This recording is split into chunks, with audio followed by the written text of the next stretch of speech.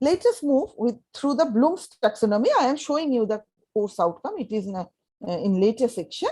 So Bloom's taxonomy, you already know, that is remember, understand, apply, analyze, evaluate, create. So whatever you are framing program educational objective or course outcome or institutional vision mission or departmental vision and mission, always apply this action verb. Okay, remember, understand, apply, analyze, evaluate, create. Mind it, this 6 action verb is not enough. So Bloom's taxonomy revised it, and they have framed the synonyms. What are the synonyms of create? There are 10 synonyms. What are the synonyms of evaluate? There are 10 evaluate synonyms. What are the synonyms of remember? There are, say, 20 synonyms of remember. There is a chart in the website, and according to that, you have to apply those words in your COPO's vision mission, and you have to frame the statement. So Bloom's taxonomy is basically divided into 3 groups, that is cognitive domain, psychomotor domain, and affective domain. What is the cognitive domain? You know, cognitive domain is the knowledge domain. Whatever the knowledge students are getting, that is the cognitive domain. That has been covered up by cognitive domain. So, you know, some papers are there, say Constitution of India, or something is there, some papers are there that is not much related with cognitive domain. So you, while mapping, you please put 1 or keep blank, right? So it depends, depending on the subject, you have to map the cognitive domain in COPO mapping. Psychomotor domain. Psychomotor domain means movement of body. Okay, that is, some students are singing, some students are dancing, some students are preparing some model, technical model. That is actually the psychomotor domain. That is, student body movement is there. That is actually psychomotor domain. And affective domain, I have told you, affective domain is love, affection, care, empathy. You have to understand the empathy of the student, what the students are thinking. So this is the affective domain. Now, I don't know from where it is, this yellow line is coming.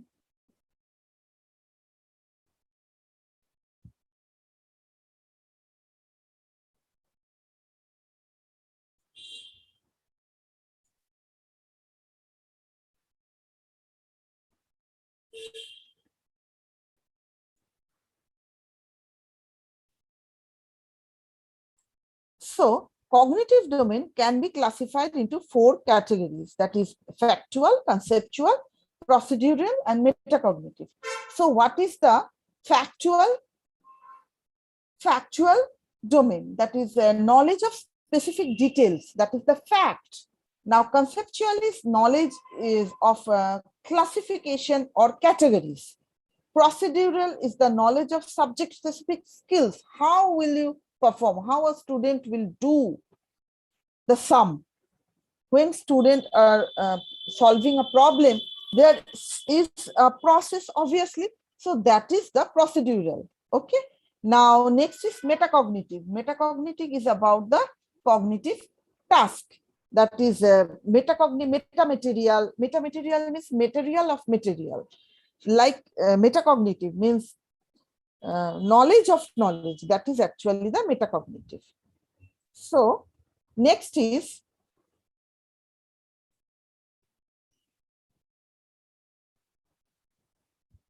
structure of TCO statement. So structure of TCO statement, I have already mentioned structure of CO statement. That is cognitive.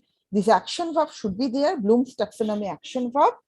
Then factual, conceptual, procedural, metacognitive, all the domains should be covered up in the CO statement. And how to frame the CO, that is for behavioral,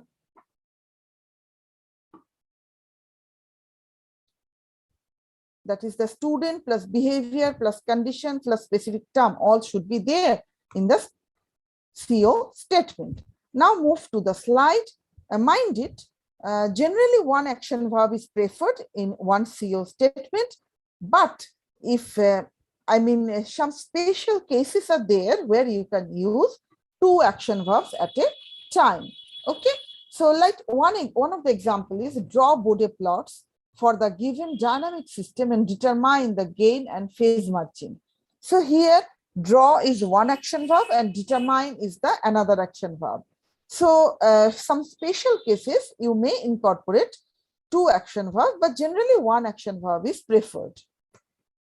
So next is one of the example of CO, that is derive equation for entropy, mutual information and enhanced capacity of all types of channels. So derive is the terms action verb, then design is another action verb, then behavioral means mutual information, entropy of behavioral information, and cognitive level is equation here in first CO.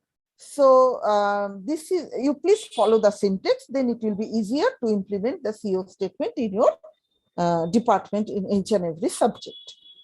So PO relationships. So each CO can be identified to address a subset of PO. So you know the COPO mapping, again 3, 2, 4, it is a 3-point scale. So 1, 2, 3, these 3 scales are there. Based on that, you have to map CO and PO. Mind it, number of COs maximum 4 to 6 or 5 to 6. Okay, so too small a number of CO is not suggested. Too many COs are also not suggested. It should be 5 to 6. So do's and don'ts are there. Do not use the word like, such as, different, various, etc. Do not use these verbs in your CO statement, and do not make in either too abstract or too specific CO statement. It would be a little bit elaborative. So checklist, these are the checklists while framing the CO, that whether these topics or these points has been covered up or not. This is the checklist. Now this is one of the example of basic electronics engineering, how it is framed: describe, then design, determine, calculate, determine, construct. All the action verbs have been incorporated while framing the CO. You see, these COs are not too abstract. It is little bit elaborative, not much elaborative, right? And whatever the module present in your syllabus, say there are 5 modules, you should keep remember that you have to frame at least 5 CO, because one module, one CO should belong from one module. At least one CO should belong from one module. So this is always suggested. Number of modules equals to number of CO. Now CO, you know, the cognitive level should be covered up. That is understanding, creating, evaluate, all has been covered up. And cognitive process level, you should keep in mind, just I mean to say, you should keep in mind that all cognitive process has been covered up in the CO, because CO statement is very, very crucial. Now PSO, generally 3 PSOs are preferred, 2 PSOs are little less, so 3 PSOs are preferred. And mapping of COPO, you know, 1, 2, 3 is there to map. When there is no mapping, do not put 0, put a hyphen or put a small dash there. So this is the example, put a small dash, don't put 0. And one suggestion from my side, that try to map all the POs with the COs. Okay, it is the suggestion from my side, because while calculating the attainment level, it will be needed. Okay, so this is the how we will proceed. That is, one is a top-down approach, another one is bottom-up approach. That is, we will start from course outcome, then we will go to PO, then we will frame PEO, then we will frame vision, mission, objective. If you move in this way, but while attainment, while calculating the attainment level, you should move from bottom to top. But while developing the all the statements, all these statements, you have to move from top to bottom. Like you have to first frame vision mission, then PEO, then course outcome. Okay. So at the development stage, you should move from top to bottom. So I would like to suggest that you please answer my questions in the chat box. In the chat box, that how much you know, how much you have learned up to this slide. Please write in the chat box, faculties.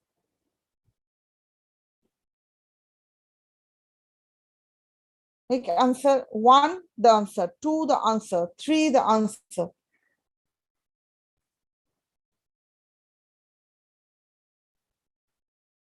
I am not getting anything from your side, audience or participant.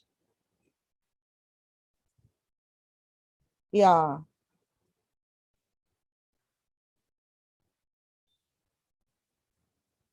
This is very simple question, just to reduce the monotonous. If it is getting monotonous, just to avoid this monotonicity, you please answer these queries.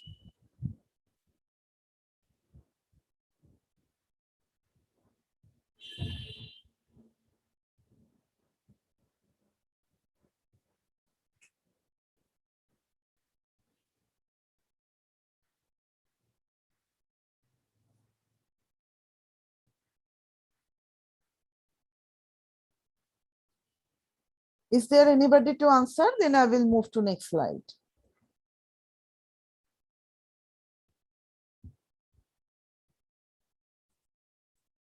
Okay, let us move to next slide.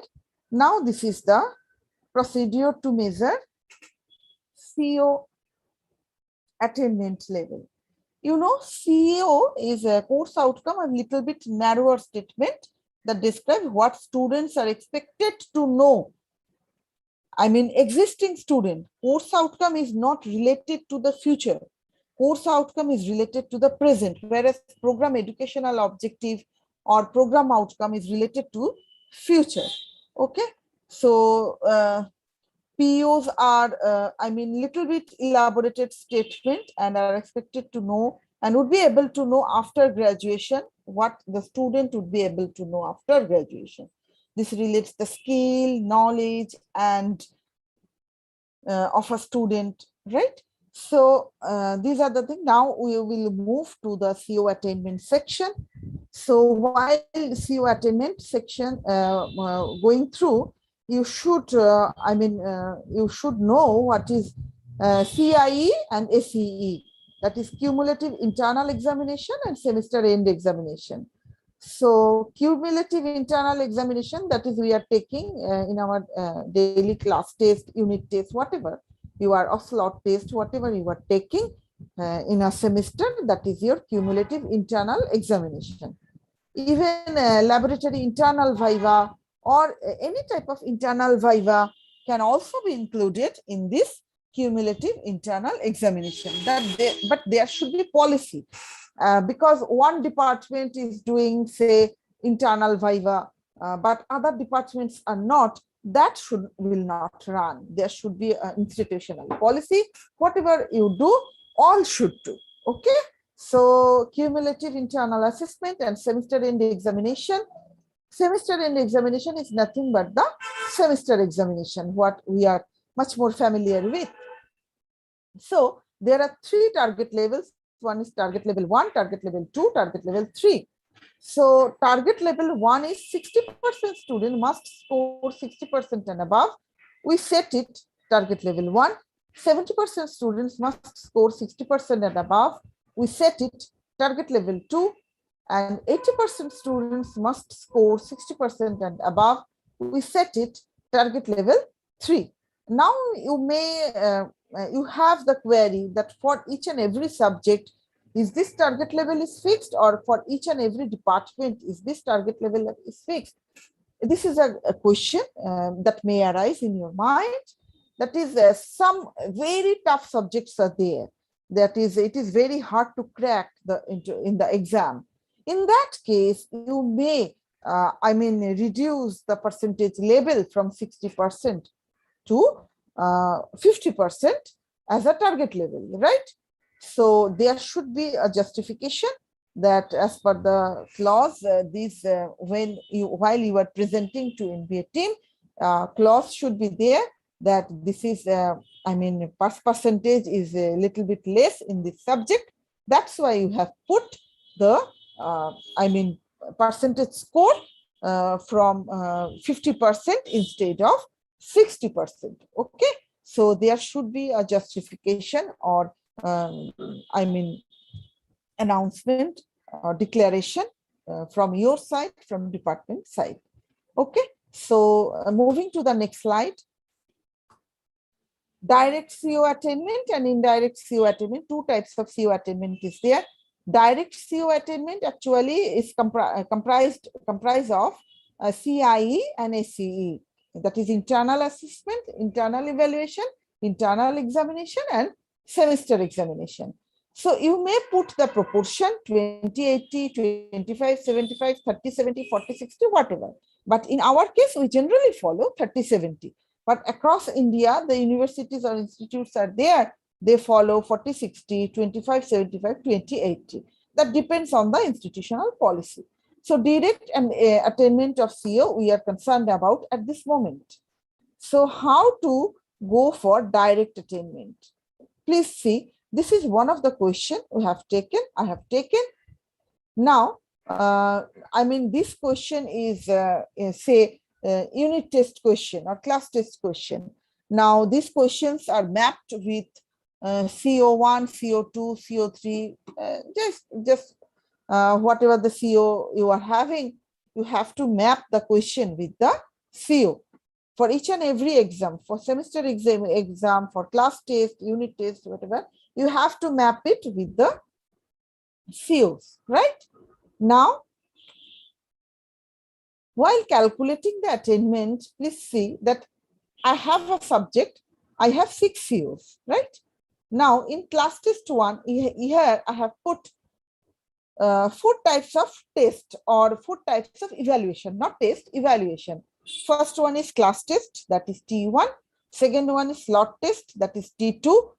Third one is assignment, that is T3. Fourth one is slot test, another, that is T4. Not necessarily you should have to follow these 4.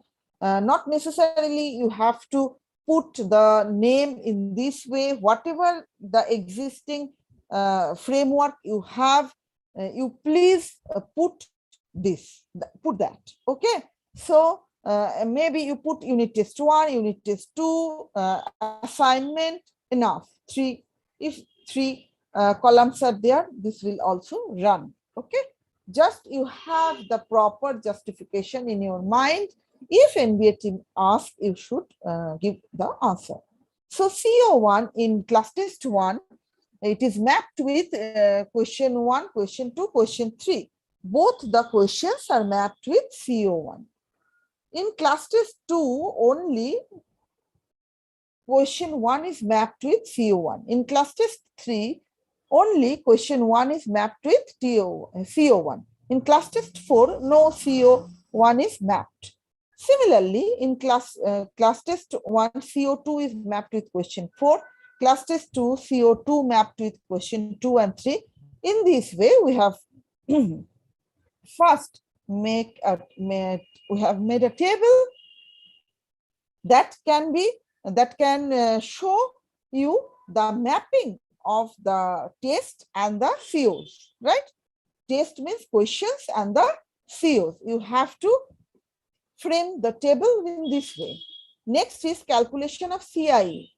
Now say there are 140 students in your class, okay? Now say each question is having 6 marks maximum. Okay, now whatever be the policy, you have to follow for all the exams. Say class test 1, I am putting 6 marks for one question. Class test 2, I am putting 4 marks for one question. That will not work. You have to frame a policy, and as per policy, you have to move. So There are 140 students. Now say first student, Abhimanyu Raj, who has, answered question 1 in class test 1. Out of 6, he has secured 3 marks. And in question 2 in class test 1, out of 6, he has secured 3. Similarly, question 3 in class test 1, out of 6, he has secured 50%, that is 3. Then again, question 1, class test 2, the student has secured question number 3 out of 6. And similarly, question 1, unit test 3 or class test 3, the student has secured 3 out of 6, 50%. So the total number is 30 maximum marks. 5, 6 are 30. It may be 40 also, depending on the number of questions students attended. It may be 40 also. It is not fixed. This is a sample. Mind it, I am telling repeatedly, this is a sample. As per your policy, you have to move. Now, the Abhimanyu Raj, these students secured 15 marks out of 30. So what is the total percentage? Obviously 50%.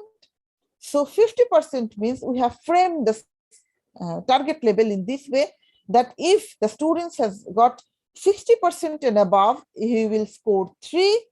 If the students had got 40%, in between 40% and 60%, the score of the student is 2. And if the students is getting less than 40%, then the score of the student is 1. So here we can see that the student has got 50%. So it is obvious that the score of the student is 2 as per the policy, right? So target level, has the student got, target level, crossed the target level of greater than 60%? No, the student has not. Put down the letter, just N. No need to write no, yes, put down the letter N. Similarly, this Akanksha Singh, see, she has secured 83.3%. So as per this policy, she has secured greater than 60%. So as per this policy, her score is 3. So he has secured greater than 60%. So has she got the target level? Has she achieved the target level? Has she attained the target level? Yes, she has attained the target level. So put Y. In this way, for total entire for 140 students, you have to put yes or no, yes or no, yes or no. Now, this is the average. You have to calculate the average, that is add it and divide it by 140. You will get the average, that is average grading is 2.7. So total number of ES is 105. Mind it, average grading is 2.7 and total number of ES is 105 out of 140. Now go to the next slide. What is this slide is saying? That is for CO1, average grading is 2.7. That the previous slide is only for CO1. Similar way, you have to calculate the average grading for CO2, CO3, CO4, CO5, CO6. If you are having only 4 CO statements, then only put CO1, CO2, CO3, CO4. So average grading is very, very essential to calculate the attainment level. Then from the previous slide, we can see that only 105 students out of 150 has secured greater than 60%. So we can say that 74.5% student has secured level 3, that is greater than 60%. And only 35 students has got in between, that is 40 to 60%, that is 25.5%. And nobody is found who has got less than 40%. So this is 0, percentage is 0. Similarly, if we calculate CO2, say 119 students has got Y or ES out of 140.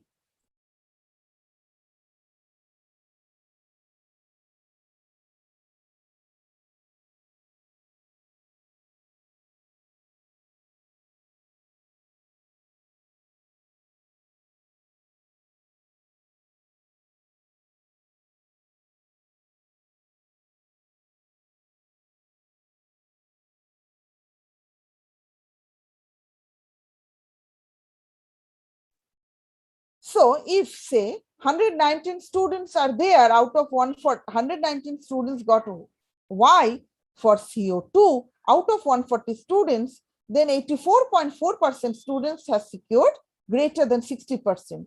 And obviously, rest student, 140, 21 students remaining got 15, in between 40-60% number.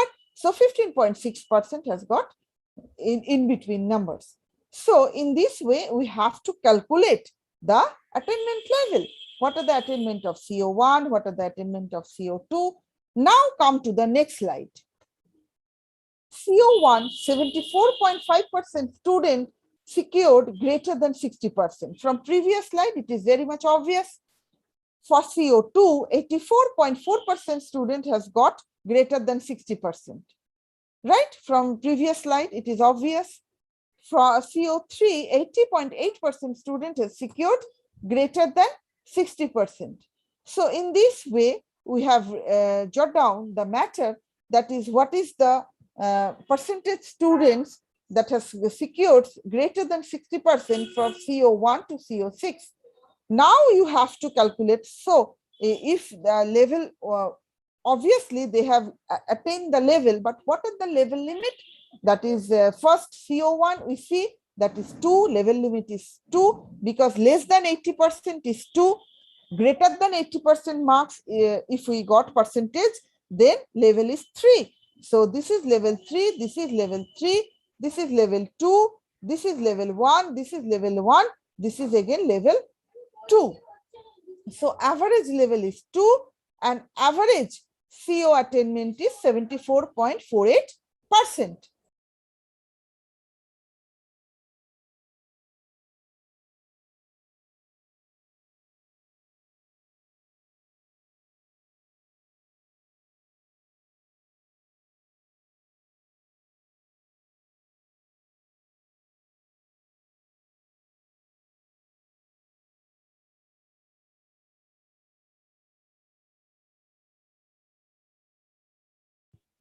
So overall CO attainment level is 74.48%. Now, say for example, for a subject code EC201, total number of students is 140. It has been counted that out of 140 students, 115 students, that is B25, A55, E25, O10, score B and above. And therefore, 81.6% students scored 60% or more. So, therefore, the average attainment of COs for EC201 through semester end examination is 3. So, semester end examination, that is internal examination, we can do it this analysis because we are having the copy in our hand. By checking this copy, by having this copy, we can calculate the internal evaluation and we can do the attainment. Okay, calculate the attainment level of our students. But for semester examination, we don't have the paper in our hand. So what would be the policy? The policy is collect the result of the student. Okay. For particular subject, say EC201, out of 140 students, 60% students or more got 60% and above. Then you can tell that yes, my student achieved the attainment level 3, right? This is very, very simple. Okay, you know, previous slide I have shown you the attainment level, that is this one. If 60%, 80% students scored 60% and above, then the target level 3 achieved. So if our 80% students has got 60% and above in semester end examination for this particular subject, then we can tell that our students has got the attainment level 3, because I have studied that my subject 81.6% student, this is showing here, scored 60% or more. So calculation of semester examination, it is very, very easy. But the calculation of internal evaluation, I mean through unit test, whatever the attainment level we have to calculate, it is really tricky and it is time-taking process and it is brainstorming process. So all the faculty members, those who are taking the classes, all should know how to calculate the attainment level or CO of their subjects. Okay, it cannot be done by a coordinator. Got my point? Because each and every individual faculty has to calculate the CO attainment for internal evaluation for their own subject. One departmental coordinator will not run. This concept will not run. Each and every individual faculty is the responsibility of CO, calculating the CO attainment from internal evaluation. So overall CO attainment in the scale of 3, that is, we have taken this percentage, that is 40% of CO attainment level from CIE, and that is internal evaluation, and 60% of CO attainment through semester end examination.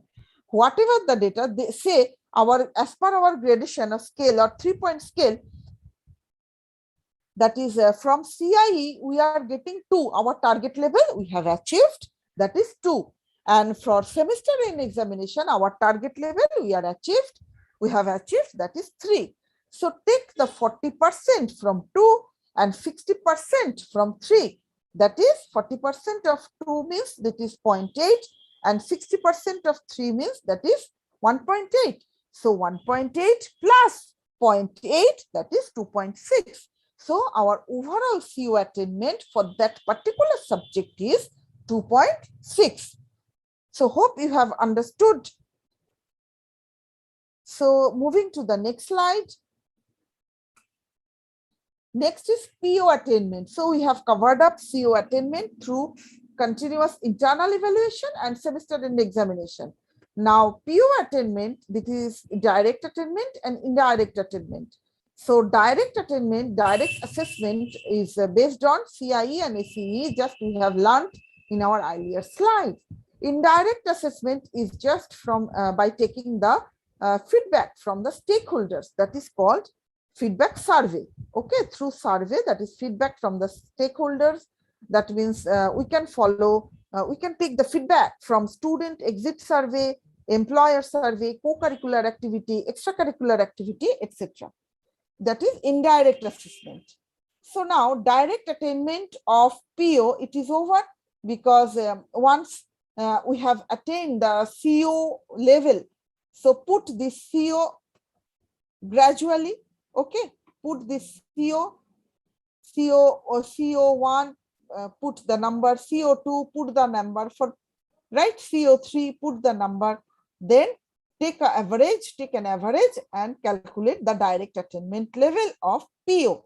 Okay, next is indirect attainment survey. From survey, you have to calculate or put the number from survey and make the average. And in survey form may be 5-point scale, not necessarily 3-point scale. It may be 5-point scale, maybe 3-point scale, but there should be proper policy. One department is showing 3-point scale, another department is showing 5-point scale, that will not work. So indirect attainment, by having the survey from the stakeholders, we can calculate the indirect attainment. Next, if we move to the next slide, it will be easier to understand for you, because you know mapping of COPO, how it can be done. So for particular subject, see, for EC201, we have mapped that we have taken the average of all the COs and we have mapped the average of CO with PO, that is 2.6, 1.73, 1.73. In this way, we have put the data. Then see, CO1, we have put the data. EC201, all this is the average, that is 2.6, 1.73. Similarly, for EC892, all the for all the CO, you please map with PO, then take the average. Okay, so starting from the 3rd semester, not 1st semester here, starting from the 3rd semester up to 8th semester, you have to make a table for direct attainment of PO, right? So first semester is separate issue because this is common for all. As NBA is departmental, that's why first semester is not included in the PO attainment. You can start with third semester because third semester departmental courses are started. Okay. Now, if we move to the next slide, now this is the indirect attainment of PO, that is the survey 1, survey 2, indirect attainment, how you have to calculate. There are forms available, survey forms. From that, you have to calculate the POs. This is employer feedback, alumni feedback, student feedback, different forms are available. Oh, this is access denied showing. Okay, if it is needed, you please ask, I will forward it through mail. Now, this is one of the example how survey, course exit survey, how to put the marks, program exit survey, how to put the marks, then how to calculate the indirect attainment by having the average of all, right? So this is one of the example. Next is overall PO attainment, 80% of direct attainment and 20% of indirect attainment. This is the policy. So direct attainment, we are getting 2.1 from direct attainment. We are getting 2.8 from indirect attainment. So 80% of 2.1 and 20% of 2.8, if we add it, we will find 2.24 for a particular PO, not overall PO. PO1, right? This is the PO1, right? So for a particular PO, that is PO1, similarly, we have to calculate the attainment level for all other POs. These are the process. This is the lengthy process for one or two, classes. One or two classes is not sufficient, I think. So whatever be the cases, you have to go through the process. Regularly, you have to follow the process regularly, then it will be, you can assimilate the entire concept. Okay, just one to FDP is not sufficient, I think. So direct attainment and indirect attainment, you have to put in this way. And as I have mentioned, that is 80% of direct attainment and 20% of indirect attainment. So I have put all the POs here. I have taken 80% of direct attainment and 20% of indirect attainment here. 2.24, put plus sign here, 2.24, 2.21, 1.96. In this way, we have to calculate the PO attainment level. So now, please, faculties or participants, you please answer these questions. If you have understood, please answer these questions. Very simple question.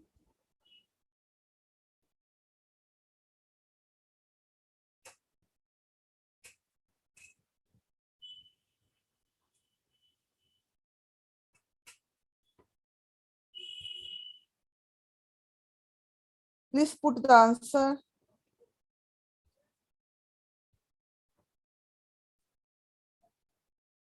How much you have learned?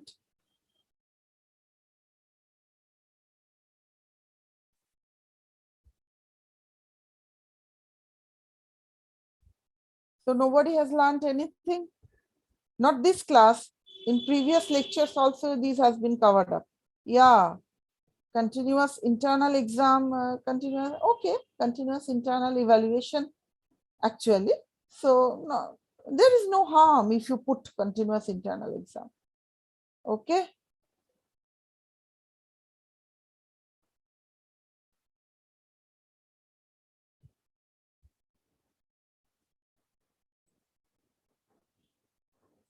So moving to the next slide.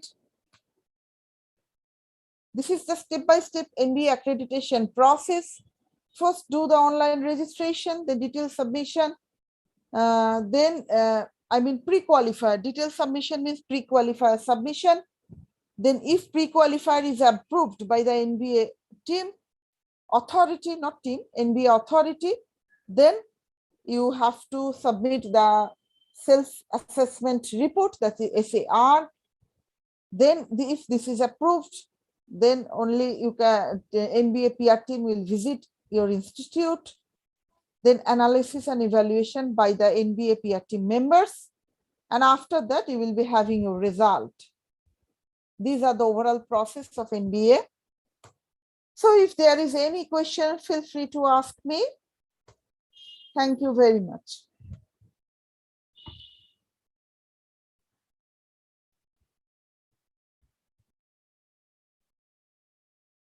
Over to coordinator.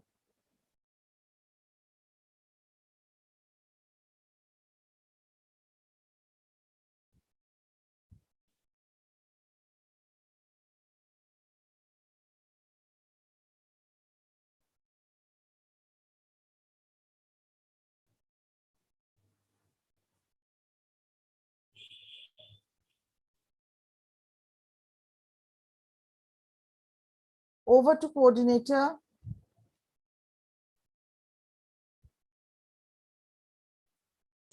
Yes, madam. Yeah. So next session, 11:45, right? Yes, ma'am. So please stay tuned. I'm leaving the, at present, I'm leaving the platform, right? Okay, ma'am. No issue. I will join again on 11:45. Okay? Yes, ma'am. Definitely, ma'am. Okay.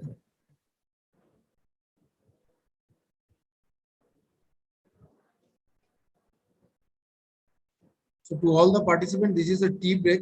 We will meet again 11:45. Thank you and stay with us.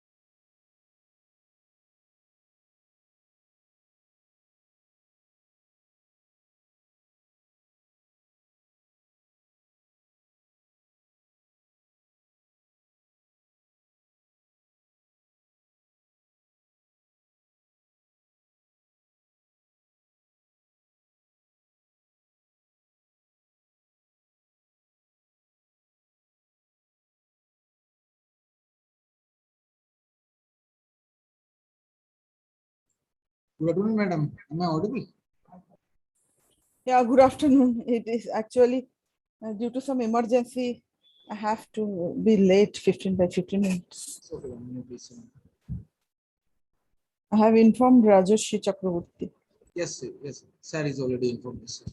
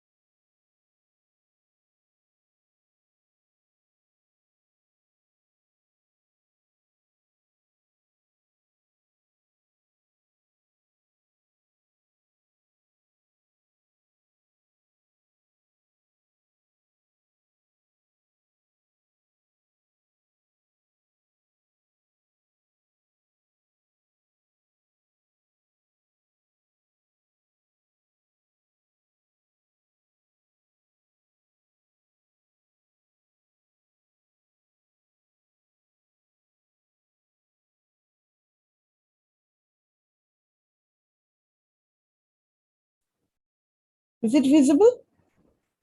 Yes, madam. It's visible and Okay. Good afternoon, everybody. Let us start the second session.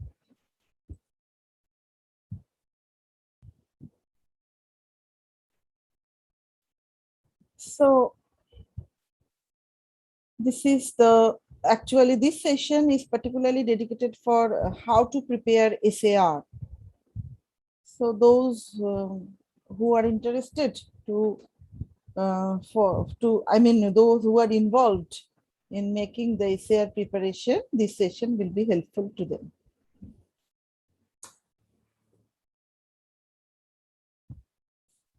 So these are the SAR contents, that is self-assessment report, SAR. So it consists of two parts. One is part A, another one is part B.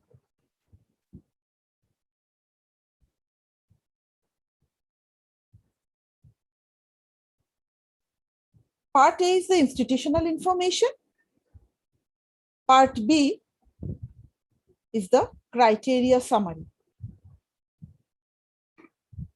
Criteria summary means there are 10 criteria.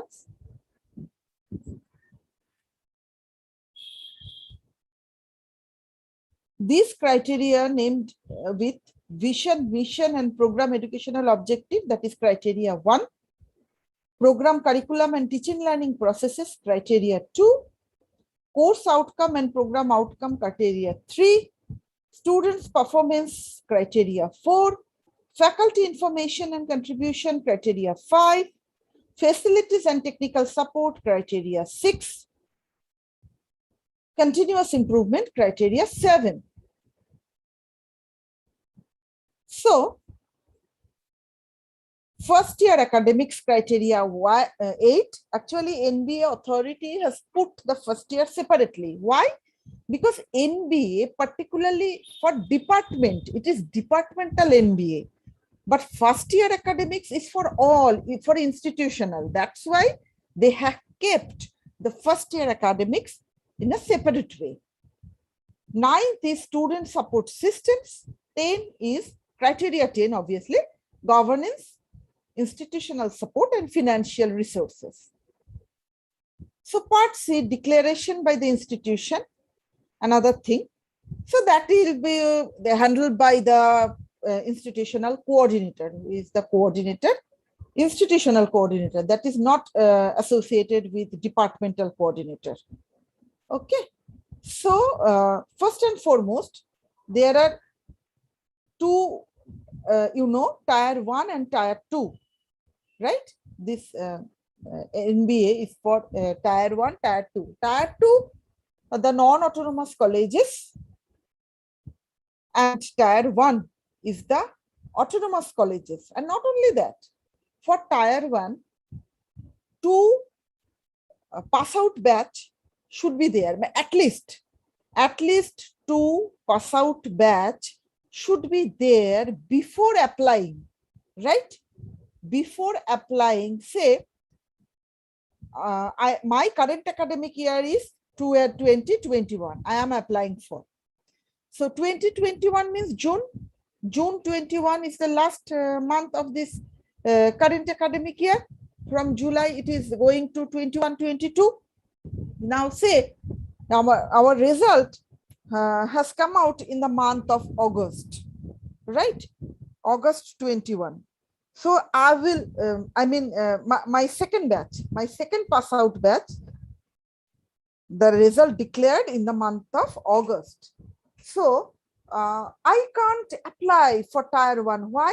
Because the current academic year is June 2021. Within the June 2021, the result has not been published for second batch, second full batch. I mean, second full batch. Okay.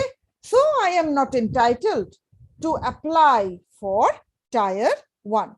So within the stipulated period of time, 2 full batch should come up from the institute. Then only institute is eligible for tier 1. Otherwise, we are eligible for tier 2. So next is, this is part A, institutional information. This is the SAR body. I am just showing you the body of the SAR. Okay, part A, institutional information, the name and address, etc., etc. Many things are there. How many subjects, ownership status, how many not subject, how many departments are there, AICT approval, etc., etc. Many things is there. Now, number of faculty in engineering. CAY means current academic year. CAY M1 means current academic year -1. CAY M2 means current academic year -2. Now, programs to see this point 8.8. Programs to be considered for accreditation via this application. Say the department it is computer science department, GKCM computer science department. So computer science department UG is applying through this form. Say mechanical is also applying, say electronics is also applying. But for a particular department, the department should write only their department name, not mechanical, not electronics. Mechanical, electronics will submit it separately. Got my point? Say at a time, 3 departments are applying for NBA. But for a particular SAR or pre-qualifier, the department should mention only their department name, not others. Okay. So faculty in engineering, male, female, etc., math, science, humanities, all are there, non-teaching staff, all are there. This is institutional information. Okay. Number of boys, girls, students. Now, I am not going deeper. Next is tier 1, tier 2. What are the differences? See, all the criteria are same.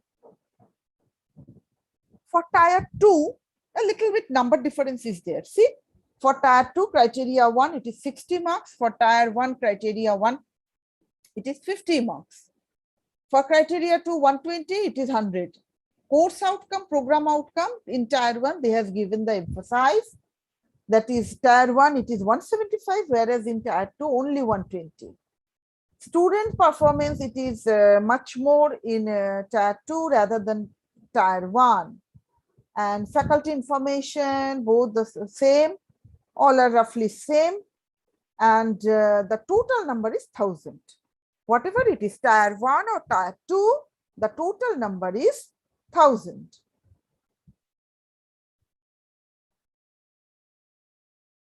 State the vision and mission of the department of the institute. This is criteria 1, starting with vision mission, right? So you know how to frame vision mission because you have covered up so many lectures in 3 days, 2.5 days. Now you are quite matured to write the vision and mission of your institute, obviously of your department. Okay, first write your institute vision and mission, then write your department vision and mission. It consists of number 5. So I have told you why this marks actually attached with it.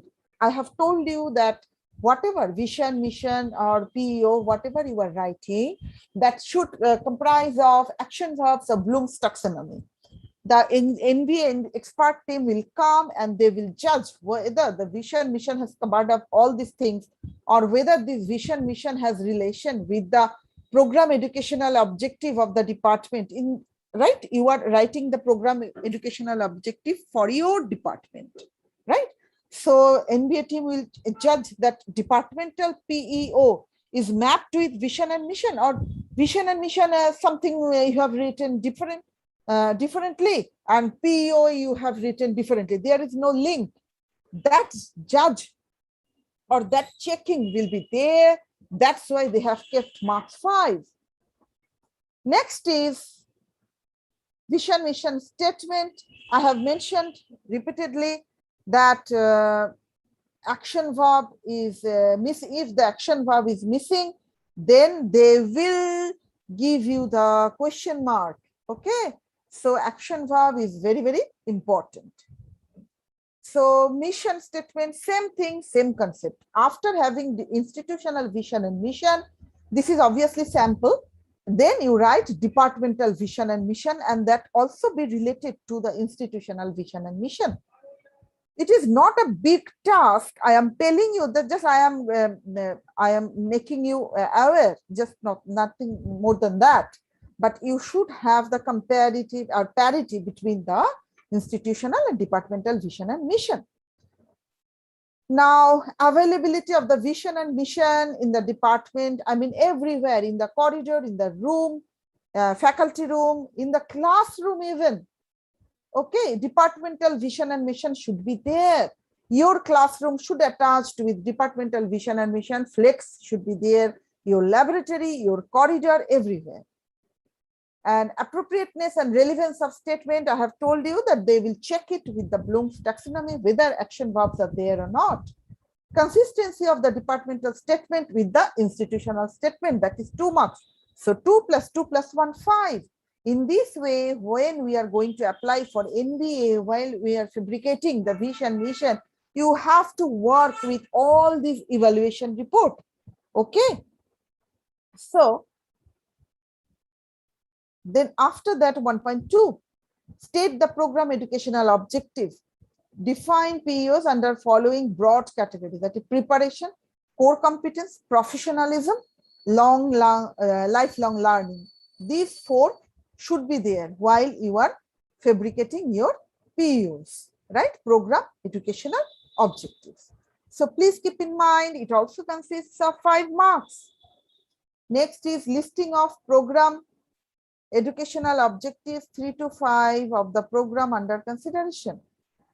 So I have told you 3 to 5 PEOs is enough. So this is the example of PEO, that is pursue, communicate, complete. All these are action verb, and it is there. Continuous upgradation. Continuous upgradation means this is lifelong learning, right? So professional career, it is also associated with lifelong learning. So all these 4 steps should be there. Next is 1.3, indicate where vision mission PEO are published and disseminated among stakeholders. So institute website should be there, departmental notice board should be there, departmental website should be there, availability in department level documents everywhere should be disseminated. So 10 marks is distributed in this way. Adequacy, process of disseminating, extent of awareness, vision mission PEO, 6 plus 2 plus 2, that is 10. Next is 1.4, that is state the process for defining vision mission. I have already mentioned in our earlier lecture, earlier session or previous session, that how to define PEO, how to define vision mission, and it consists 25 marks. It is, carrying good marks. So process to ensure that process should be there in your SAR, that flow diagram with the elaboration. or illustration, right? So description of process that consists of 10 marks, description of process involved in defining PEOs of the program 15 and vision mission 10. So next is process for PEOs. It is already there in my earlier slide. Now 1.5, establish consistency of PEOs with mission of the department. In my earlier slide, I have shown you that how to map the PEO with mission statement. Hope you remember. Hope you remember that. So slight, moderate, substantial, high, medium, low. The correlation between PEOs and mission statement should be mapped with 1, 2, 3. So mission 1, M1, M2, M3, PEO1, PEO2, PEO3. So it should be mapped in this way, either 3, 2, 1, whatever. Okay.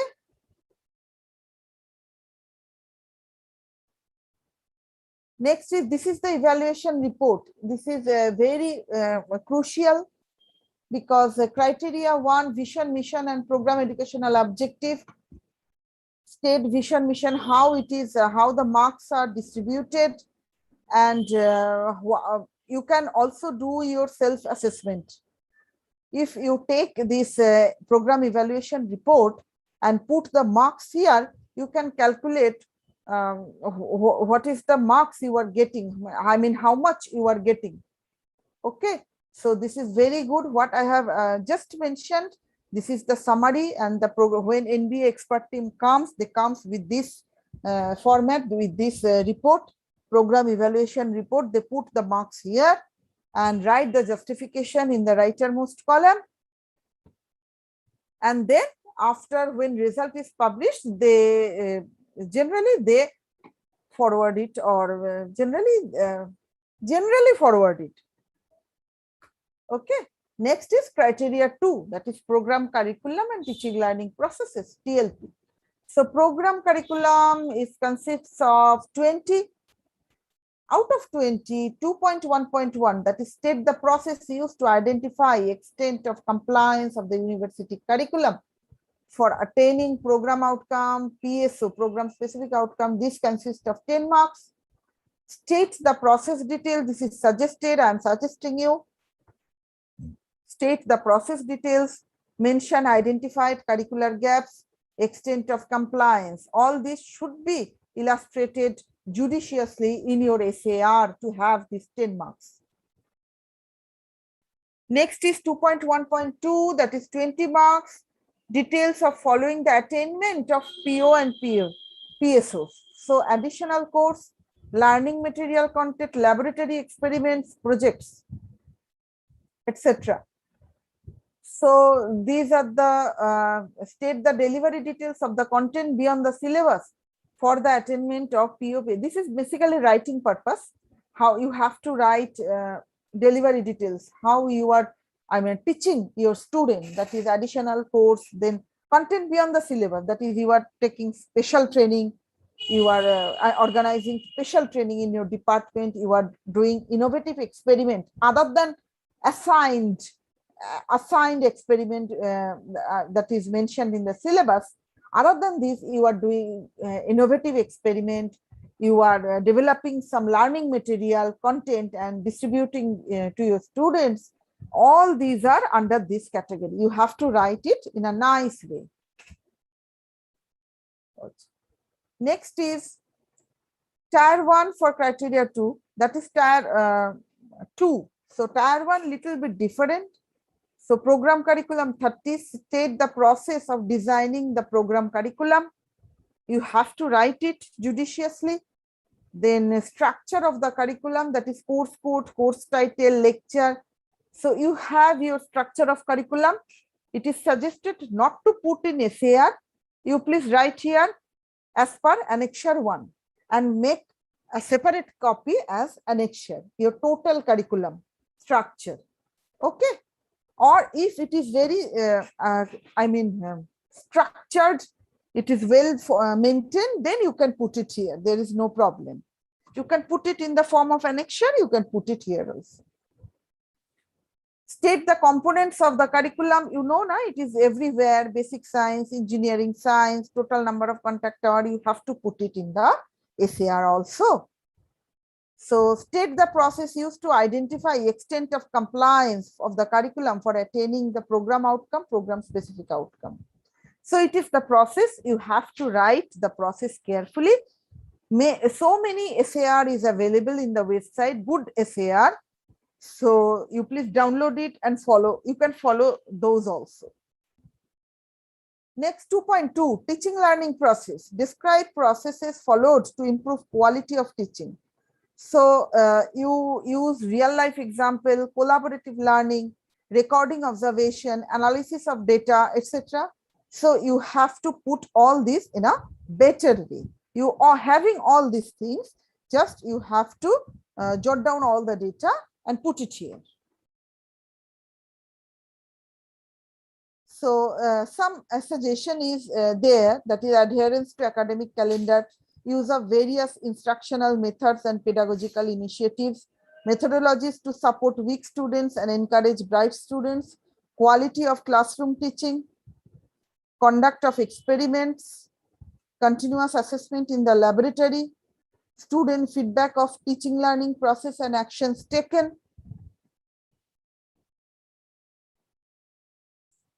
Okay, so the number is distributed in this way. The total 30 numbers is distributed in this way. So you, while preparing the SAR or while preparing your department for NBA, you should go for each and individual cadre. Okay, each and individual point or cadre you have to follow and put tick marks. Yes, I am ready. Yes, I am ready. Okay. So next is 2.2.2, quality of internal semester question paper assignment evaluation. You know how to map the questions with CO. I have already shown you in my earlier session. So this is the process of framing the question paper, and if you do it, mapping of question paper with the course outcome, and it should be kept in the course file of a faculty. Okay, so it consists of 20 marks. So this is very, very important. Keep some copy, I mean a unit test copy with you, students unit test copy for last 3 years. NBA is for last 3 years. Okay, so for last 3 years, all the students' question answer sheet should be with you. Okay, so question paper answer sheet should be with you. Now quality of student projects, that is 25. So student project, the last 3 years student project, that is UG student project copy, at least 2 per semester, at least 2 per semester should be with the faculty, each and every individual faculty, at least 2 per semester, or not each and every individual faculty, at least 3-4 in a department wise. I mean per year, not per semester, per year. Per year, 3-4 projects, you should keep it with you and show to the expert team of NBA.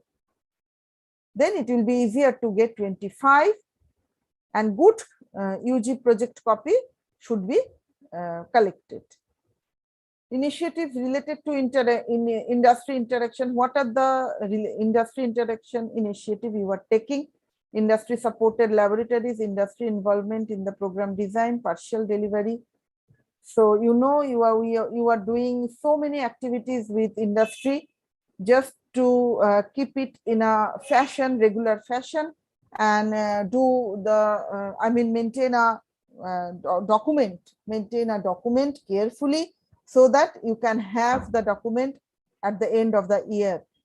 I mean, good supporting document. Document means supporting document at the end of the year. Otherwise, it is very tough to get 15 marks. You are doing so many activities, but no documents you are having. Even you are calling some industry person, you are giving some honorarium to him also. Need that honorarium sheet also, where he has signed. Okay, so put it in this way. So initiatives related to industry internship, summer training. Summer training, the training and placement cell should maintain this data. You have to collect all these things to training and placement cell. Okay, so you have to keep all the supporting document, otherwise just tabular form data will not serve the purpose.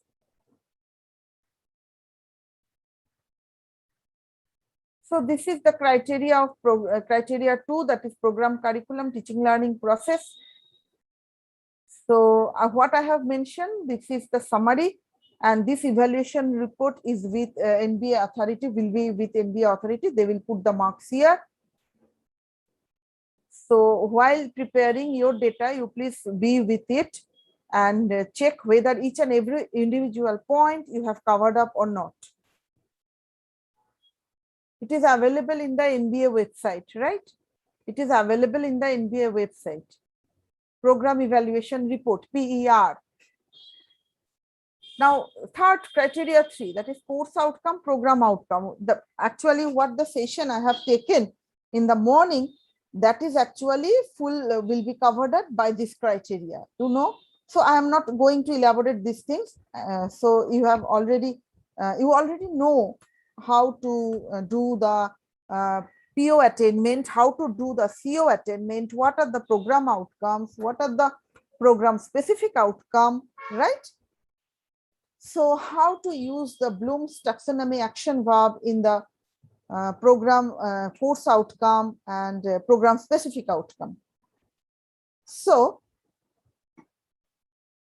COPO matrix, course outcome, COPO matrices, 3. So you know, I'm not going to elaborate it. 3, 2, 1. How to put 3, 2, 1? That is low, medium, high grading, and how to write the CO statement, how to do the COPO mapping. So how to incorporate the action verbs here, you know better now.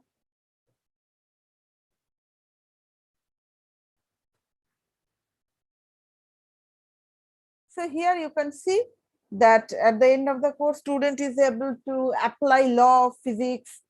Example, that previous one was not good, that is showing this is not a good example. That is all are understand. This is not done. There are so many 200 action verbs are there. You please mix and match it. That's why this is not a good example written. And this is action verb. Somewhere you have to write apply, somewhere you have to write analyze, somewhere you have to write design. This is a good example of CO statement.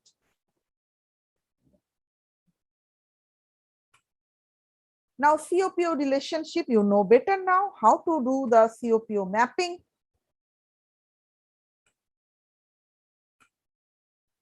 This is the COPO mapping. Actually, this CO3 is able to understand mixed proportioning technique for field application for any of the particular subject, that is concrete technology, right?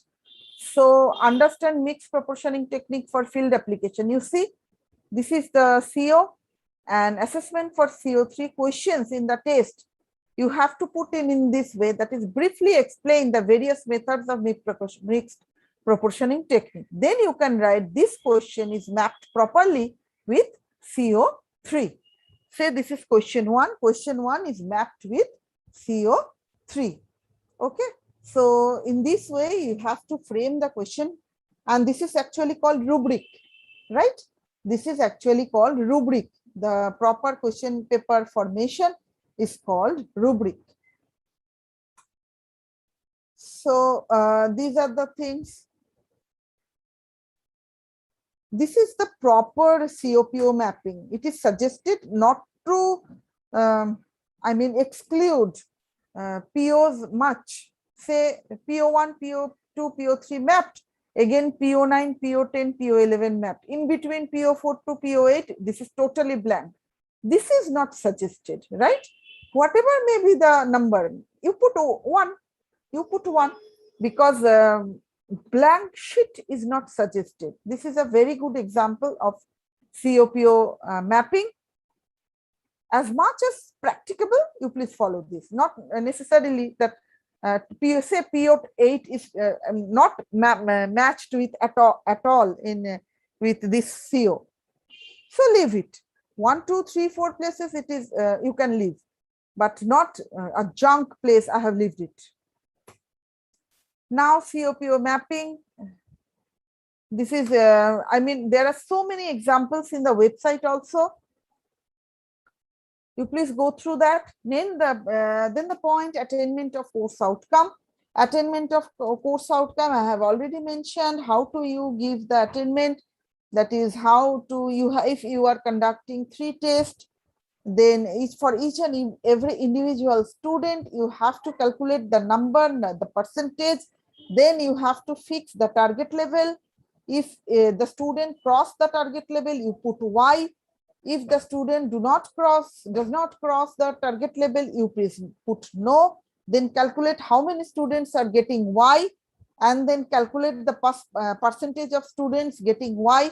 If this exceeds your target level criteria, then your target level is achieved. The entire COPO attainment has been already discussed in earlier session. Hope you will cope up with it.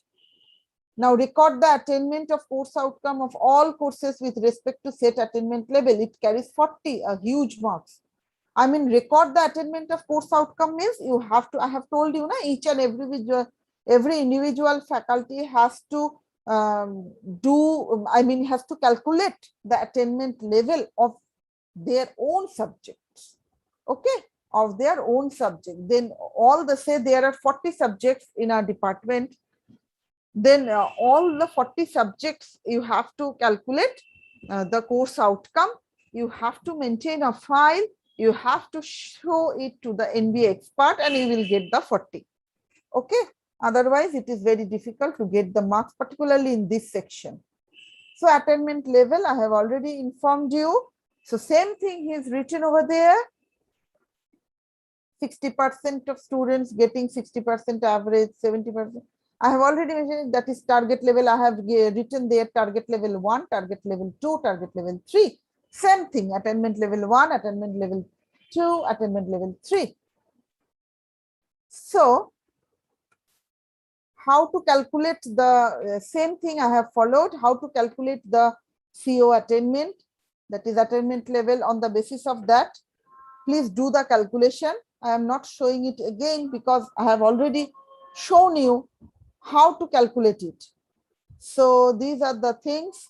You please go through it carefully. It is available in the website also. Many colleges have, posted their SAR on the website.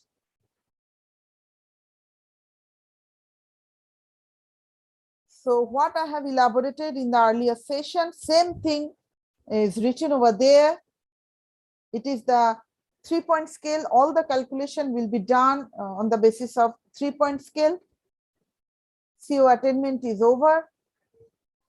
Now this is the evaluation report for criteria 3.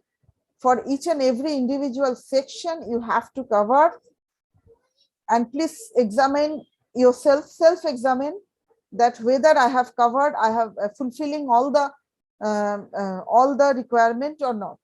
I have fulfilling, then it will be easier to appear for NBA.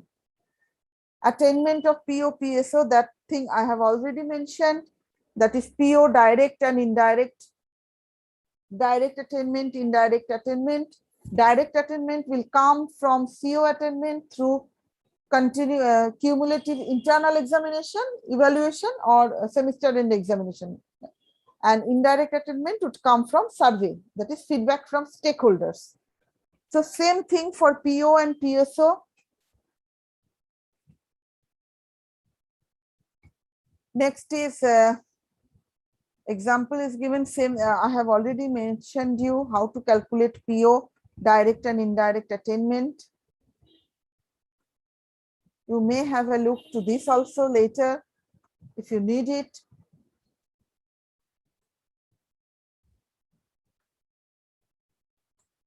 Next is criteria 4, that is students' performance.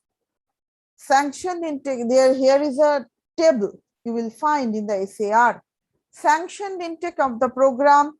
Many of the faculty got confused with this criteria, because what to put.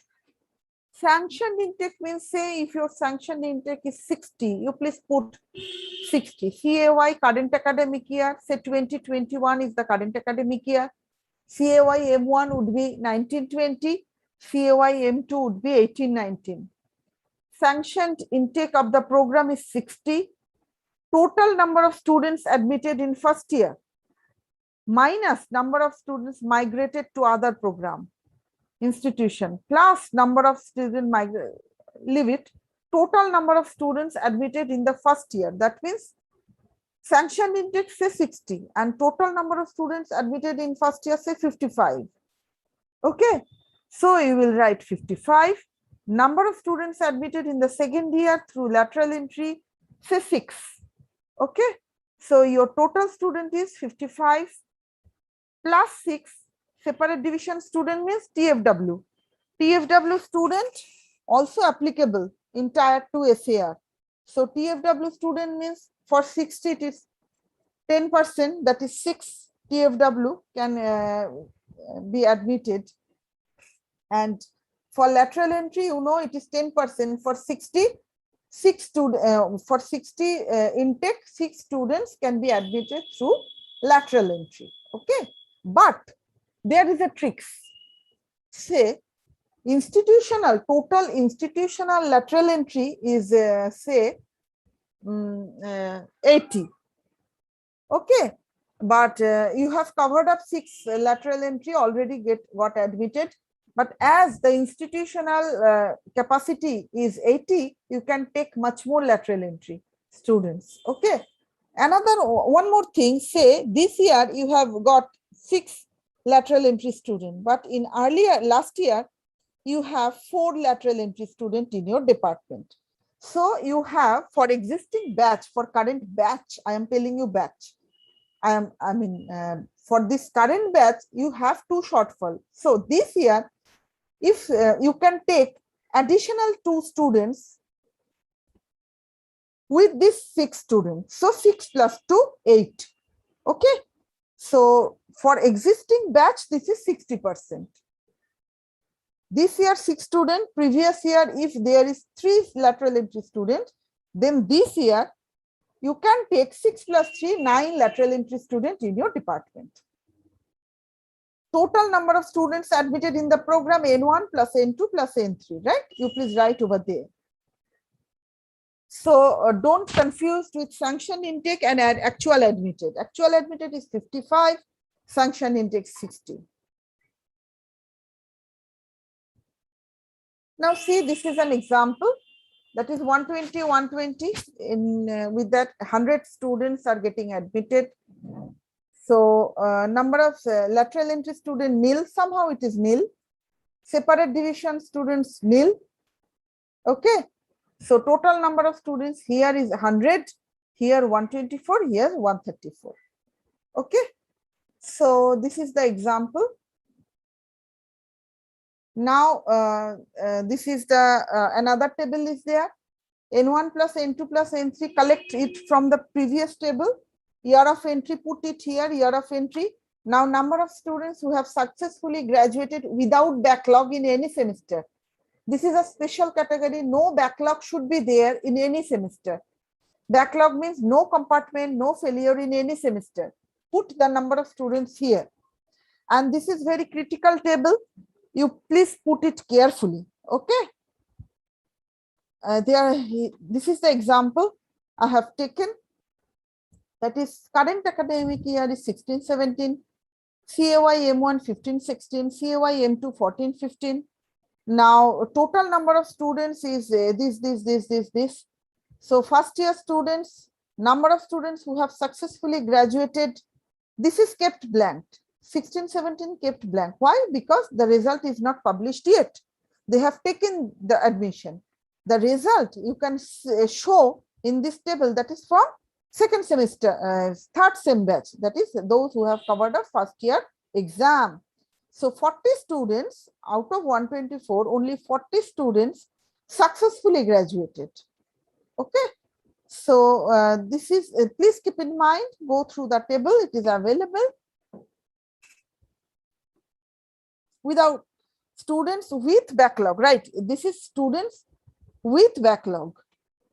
So students with backlog, you please put in this way, and students without backlog, this is the previous table, you have to put the data in a similar fashion. Just put without backlog there, just put with backlog here. Okay. So without backlog, this is without backlog, that is with backlog. So this is the case, you have to calculate it carefully. It is better to write actual intake and lateral separately. See how they have written. 40 out of 24 candidate without backlog cleared 20 candidate. Out of 100 candidate without backlog cleared only 50 candidates. So this is very crucial table because it is moving in this way. Okay. So you have to CAY M1, CAY M2. You have to put in this way. Next is enrollment ratio. Enrollment ratio is the total number of students admitted by number of students sanctioned. Number of students admitted is percentage of students admitted. If greater than 90%, you will get full marks. For 100%, there is not only marks is there. For 20% only, 90% you will get full marks. If it is 91%, you will get 20. If it is 100%, you will also get 20. Okay. So success rate without backlog. This is the SAR present in the SAR. Then you have to put the data here. Number of students admitted in the corresponding final year plus admitted in second year via lateral entry and separate division. You have to put the value. Number of students who have graduated without backlog in the stipulated period. You have to put the number. How many number of students? So success rate, average SI, average success rate is, and the success index is 25 into average SI, average. Okay. So this is success index equals to average SI is 25 into success index. This is a typo error. Success rate without backlog, that is 25 into average success index. Okay. So this is success index. Actually, you have to put it here.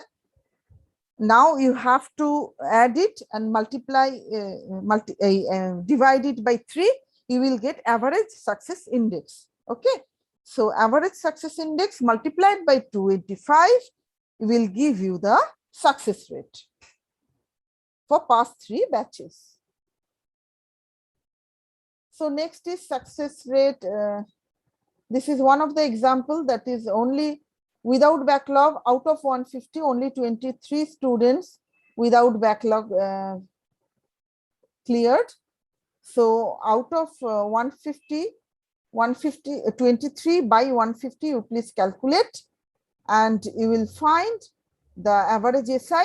Then average SI multiplied by 25, the number is 6.4. Okay. So hope you have got how to calculate the success rate.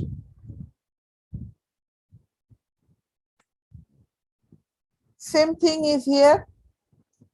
Previous one was without backlog. This is with backlog, but the concept is same. You have to calculate the average success index and success rate.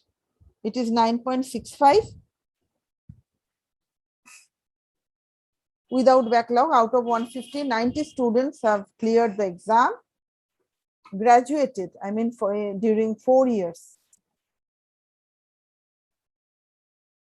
This is not year-wise, graduated without backlog, stipulated period. Okay, NBA, as it is departmental, you are considering only 3rd sem to 8th sem, that is 3 years NBA actually. So 3 years, this number of students have graduated without backlog. So the number is 9.65. And whatever the number you are getting here, this number will be put over that evaluation report. Same number will be put in the evaluation report. There is no other marks. Okay. If this number is greater, you will get high marks. Now, academic performance in second year. Academic performance second year, it is a separate point. So 1.5 into average API, average academic performance index. So how to calculate? See the mean percentage of all successful students. That is the mean percentage, you know, if you have 60 students, so add all the percentage and divide it by 60, you will get mean percentage. Total number of successful student, mind it, this is obviously your total number of at least successful students, means if they have backlog, but you can't define them unsuccessful because they are promoted to next year. They are promoted to next sem or next year. So successful student is, total number of students would be the successful student. Total number of students appeared in the examination, that is Z. So you will get a good number here. Okay. So average performance index equals to X into in bracket Y by Z. So by applying this formula, X is known to you, Y is known to you, Z is known to you. Just put it here, calculate it and put it for 3 individual years and then calculate average API. So here is an example, that is mean CGPA for a batch is 6.74. Total number of successful students 120. Total number of students appeared in the examination, that is 129. So API is 6.26 for particular year. Rest of the years it is 7.01, 5.42. Now calculate it, average API, and multiply it with 1.5, you will get academic performance level. Put this number to the evaluation report to self-examine or examine yourself. So this is the table that is mentioned in SAR. Then placement, has study, entrepreneurship. So total number of, this is totally dedicated for final year students. Okay. So assessment point is 40 into average placement. So if your average placement is greater or higher, then assessment point will be higher. So total number of final year students, you please write over there. Number of students placed in companies or government sector, put it there. Get qualified, put it there. Number of students turned entrepreneur, put it there. Plus add it, divide it by total number of students, then put it there, and average placement divided by 3. Simple. So here is an example. Oh, no example is given. This is simple, very simple. You please put it there. You will find the marks, and whatever the marks you are getting, the same marks that will be multiplied by the 40, and the marks, that marks, say you are getting 15. That 15 will be placed in the evaluation report. No other, no other method of assessment.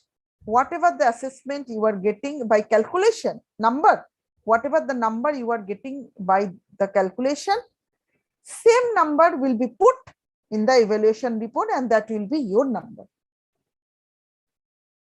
So professional activity, you know, that is student chapter, professional activity, event, so many things are there. Publication of technical magazines, newsletters, etc. All these are, every institutes are having it. So you please collect the data and maintain a separate file for it. So this is the evaluation report summary. That is professional activity 15, student publication 10, student participant 5, placement, higher studies, entrepreneurship 20. So how to calculate it, all are given here.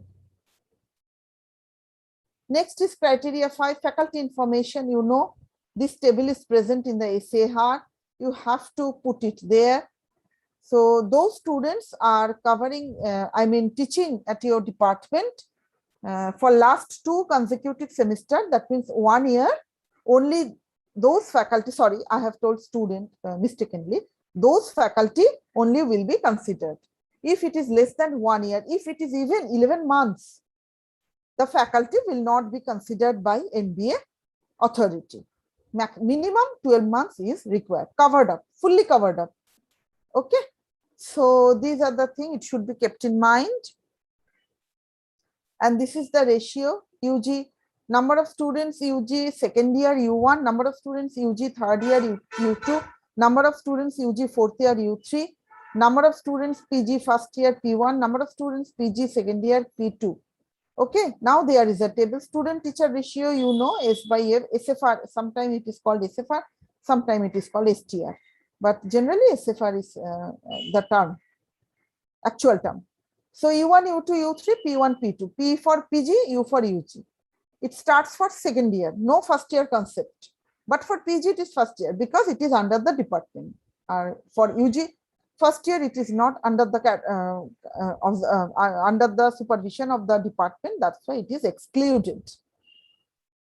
So this is the table. You have to put it carefully. I am giving you an example here.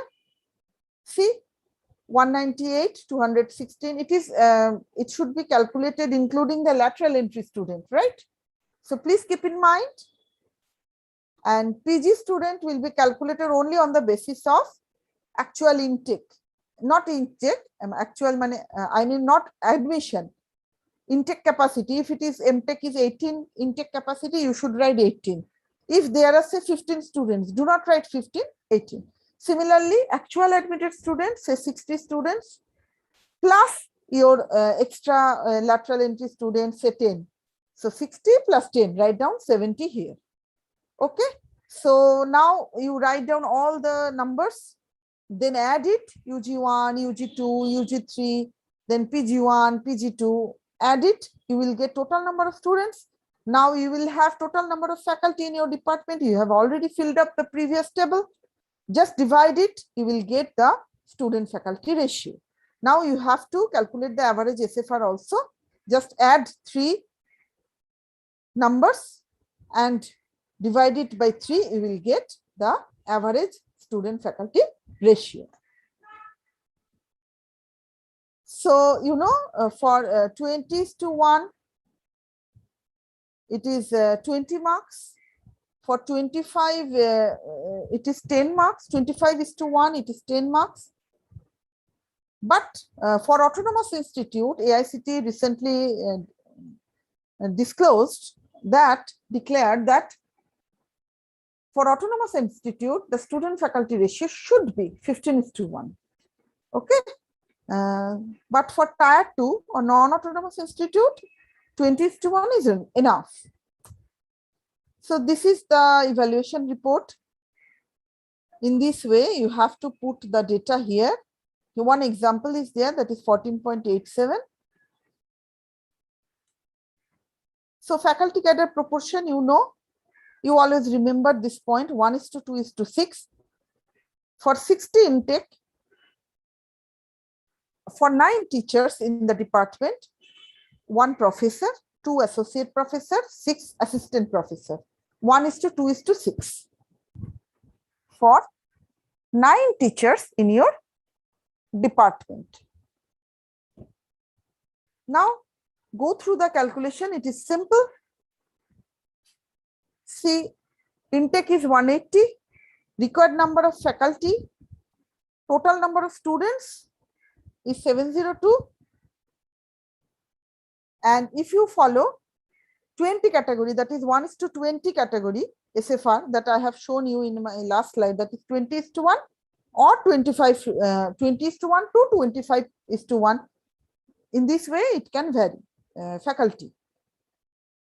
Okay. So you say if you have, you are following 20:1 category, then 702 by 20. So number of faculty required 35. So out of 30, out of 9, there is 1 professor. But out of 35, there is 1/9 into 35. That is 4 professors are required. 8 associate professors are required. 23 assistant professors are required. Okay.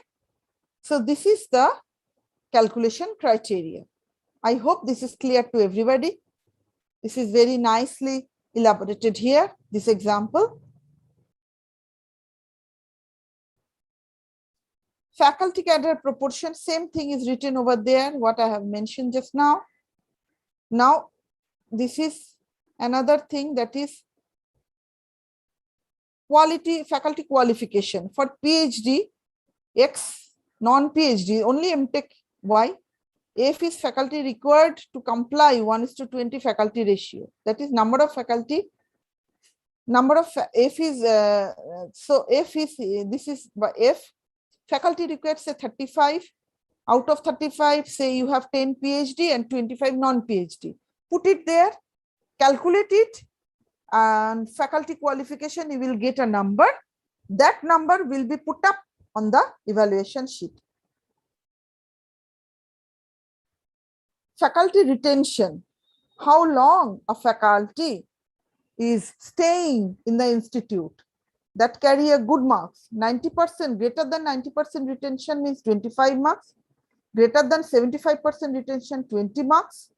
So if you can see, show that, I mean, there is a criteria here, faculty date of joining, at least 3 months salary statement should be given for each of the assessment year. 3 months salary statement you have to produce, and retention is 90%, means say you have 10 faculty, right?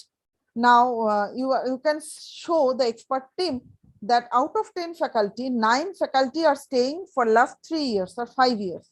Then your faculty retention is 90%, say you will get full marks, that is 25. Okay. I hope this is clear to everybody. So faculty retention carry good marks. 5.5 innovation by the faculty in teaching learning, use of ICT, instruction, delivery, whatever the innovation is present, innovative method is present in your college. I mean, explore it, show them, maintain the document carefully, you will get a good marks. So faculty as participants in faculty development program, this is just the data. You have to collect the data from the department and calculate. There is a formula, assessment equals to 3 into sum by 0.5 RF. So RF, what is RF? Number of faculty required to comply 20:1. Say the RF is required faculty is 35. So put it here 35. Now total number of faculty development program, say 30. Okay, faculty development program, see it is written over there, 2 to 5 days faculty development program 3 points, and 5 days faculty development program, if it is above and equal, then 5 points. So it depends on what the what's the status. So put it here, calculate it, and put the marks on the evaluation report, and here also SAR also. Okay.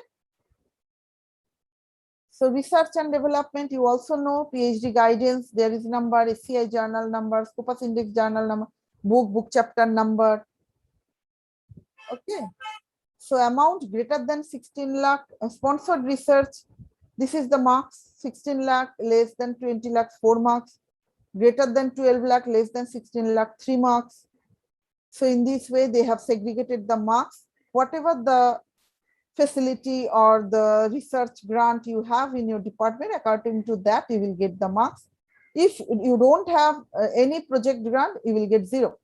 Okay, as per their guideline. Even less than 4 lakhs also 0. Okay, so 3 lakh or 3.5 lakh you are getting money, but it is 0. So development activities, product development, research laboratory, you have to show it. Okay, and consultancy from industry, for this you will have also marks. Faculty performance appraisal, you know, we have the appraisal system. For having this system, there is a marks. Visiting adjunct, emeritus faculty, etc. For this, there is also marks. Industry expert, provide details of participation and contribution in teaching and learning. There is also some marks. minimum 50 hours per year interaction. This is very important. Those teachers or faculties having minimum, senior faculties obviously professor level, 50 hours per year interaction with the department, only those candidates will be considered. Otherwise, nobody will be considered here.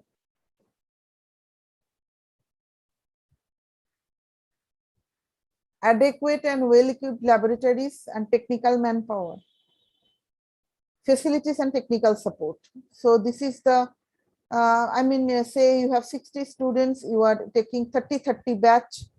So you have to put in this way, number of name of the laboratory, write it here, number of students per batch, 30, name of the important equipment, write it here, weekly utilization status, you have to maintain a logbook.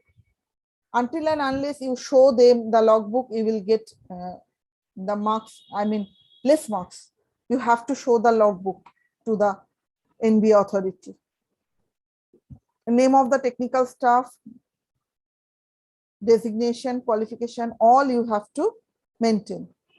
Additional facilities created for improving the quality of learning experience, additional facilities in laboratories, additional availability and relevance of additional facilities, facilities utilization, effectiveness, relevance of PO/PSO. You have to create additional facilities. It is self-explanatory because there is no mandate. How much you can, please produce yourselves. Project laboratory, safety measures in laboratories, continuous improvement actions taken based on the results of evaluation. Continuous improvement, it is really continuous improvement because throughout the years, not only for this stipulated period of time, for last 3 years, because NBA is for 3 years NBA. Continuous improvement, that means in each and every day, laboratory is going on, student laboratory experiment is going on. So for that day, what the internal marks students are getting, that will come under the criteria of continuous improvement. And mentoring support, that is also under the criteria of continuous improvement. So mentors are, calling the meeting with the students day-to-day basis. That is also under the criteria of continuous improvement. So equipment upgradation, if anything has been carried out, that's also fall under the criteria of continuous improvement. So these are the things you have to put in the continuous improvement category.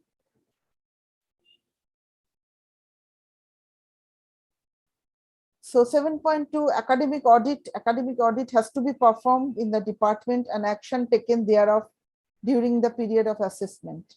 An improvement in placement, higher studies and entrepreneurship. Improvement in placement, higher studies and entrepreneurship. Assessment is based on improvement in, that is GATE, GRE, GMAT, CAT.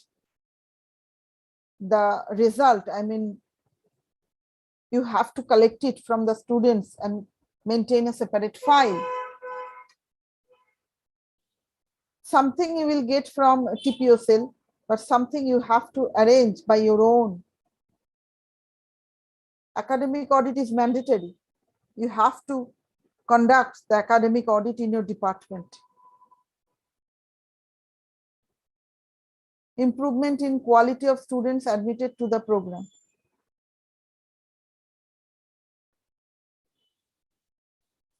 This is just intake capacity. Intake means every year students are getting admitted. So say this year students you are getting from 25,000 to 40,000. Next year you are getting students from 20,000 to 30,000. And next year you are getting student from 15,000 to 30,000. So your your institute is improving. This is the report, that is higher ranking students are coming to your institute. So that is one of the criteria of improvement in the quality of students admitted in the program. You have to show them the document also.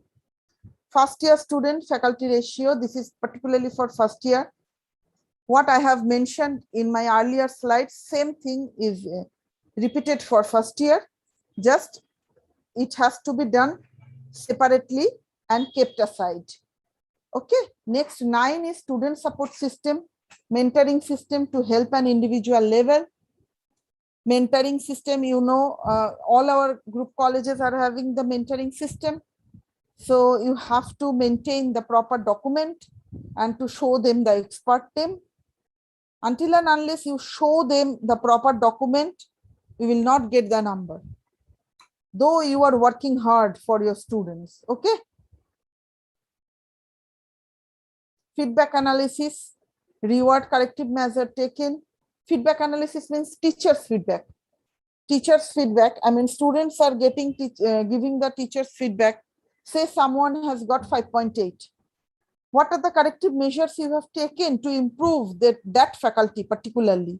You have to show the corrective measure so that in next feedback, he has got say 7. So 5.8, after this counseling, he has got 7. So I have taken the corrective measures and it is fruitful to the faculty. So in this way, you have to place the matter. So feedback on facilities, you have to collect from student.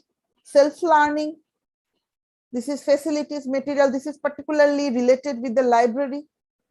Library, what are the, websites, journal they have purchased, National Digital Library, Ishot Sindhu, all the facilities are there. Whatever is there, you have to put the data here. Career guidance, training placement, the institute may specify facility management effectiveness for career guidance. All these are carrying point. You have to write it properly in the SAR and show the documents as much as practicable. It is self-explanatory actually. Okay. How much you can produce, you will get the marks. Co-curricular, extracurricular, same thing. How much you can produce, you can get the marks. 10 criteria 10 is organization, governance, and transparency. So you know organization means organogram. That means first is director, then principal, then dean, then registrar. This should be kept. This should be maintained in an institute. So if this is maintained in an institute, that institute will get good marks. Otherwise, the institute will lose marks. So governance and transparency. Transparency means the policy, any policy or decision taken in a meeting that has circulated properly to the subordinates, to the faculties, to the JTAs or not, that is called transparency. So you should keep the document properly, that yes, this is the BOG and BOG, this BOG PPT all has been circulated to all the members present in the institute. So that is called transparency. That is called decentralization of the matter. So you have to show the decentralization in your institute to get good marks. Declaration in working and grievance redressal mechanism, decentralization in working and grievance redressal mechanism. This is very, very important. So you have to put it in your on your website. Grievance redressal cells should be there. Okay, action taken report should be there. Delegation of financial powers. Delegation of financial power means that principal can has the authority to spend 50,000 in a semester. HOD has the authority to spend 20,000 in a semester. Okay, if there is any laboratory in charge or teacher in charge, he has the capacity to spend 5,000 in a semester. That is called delegation of financial power. You have to prepare the document and show it to the authority to have a good marks. So these are the things. Budget allocation, you know, you have to collect it from the accounts department, budget allocation for the last 3 years. This is given. These criteria are given on the SAR. Just you have to collect it from the accounts department. And only expenditure statement also should be there, not only budget with expenditure statement should be there. Adequacy of budget allocation, quantum of budget allocation. I mean, say for R&D, it is suggested to 25% budget allocation should be for R&D, but somehow you are showing 5%. So you will not get the marks 5, you will get 1 only. So that is important. Quantum of budget allocation. How much is, allocated to the R&D? How much is allocated to the, infrastructural facility? How much is allocated for laboratory equipment? That quantum is very, very important. So utilization of allocated fund is also important.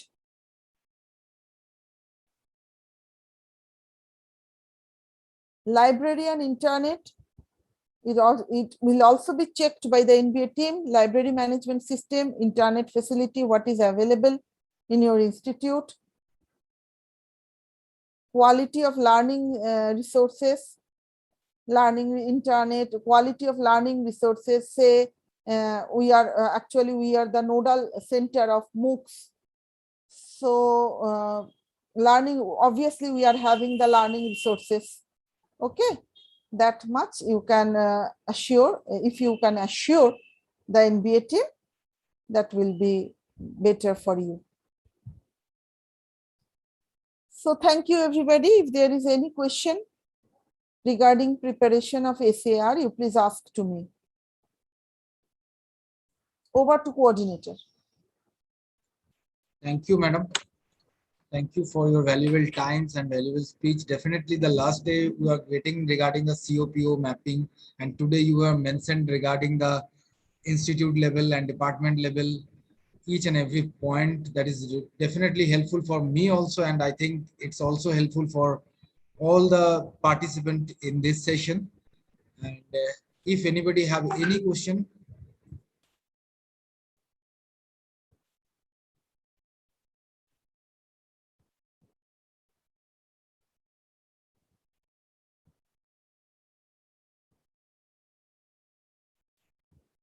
thank you very much, madam. One request to you, madam, if possible, then can you please, ma'am, send the PPT? Yes, I will share the PPT later on. Okay. Okay, ma'am. Thank you. So, madam, from our institute, on behalf of GKCM, we are just give a token of appreciation. Santanu sir, please show the. Santanu sir, I'm audible. Madam, please accept it. Thank you very much. Thank you very much. Thank you for arranging this type of session from IQAC cell. This is a good initiative from the institute. And this type of FDP is very much fruitful for the development of the institute. Yes, and one request to you, ma'am, also, if in near future, if you are facing any kind of problem regarding the SAR and the COPO, definitely we can contact you, ma'am. Yeah, sure. I am always available for all. Okay. Thank you, madam. Thank you. Have a good day. Now can I leave? Yes, ma'am. Yes, ma'am. Okay. Thank you. Bye. So to the participant, this is the lunch break, and next session we will start it from 2 p.m. Dr. Sobhasasi Sen, a guideline, and the topics of discussions of SAR is guideline towards the preparation of outcome-based question paper. So stay with us, and we will back from 2 p.m. This is the lunch break. And thank you, everybody.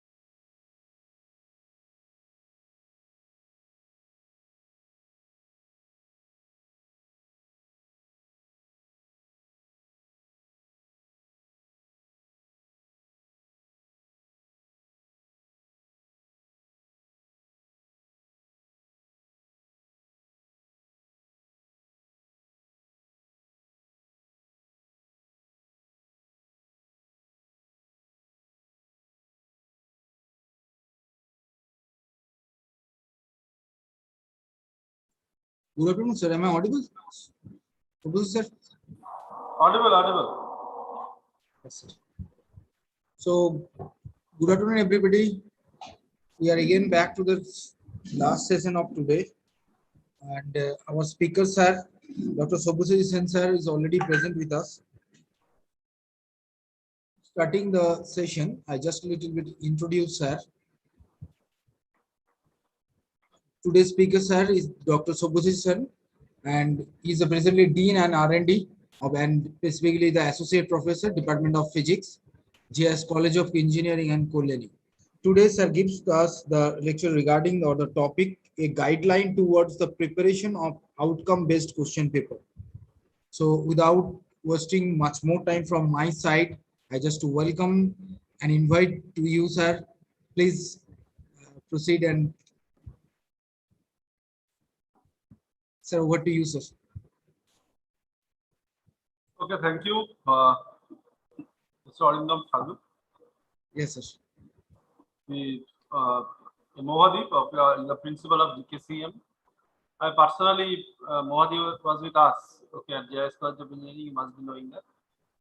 And we work together a lot. So thank you, madam, for inviting me and a few more members from our college for this initiative you have taken.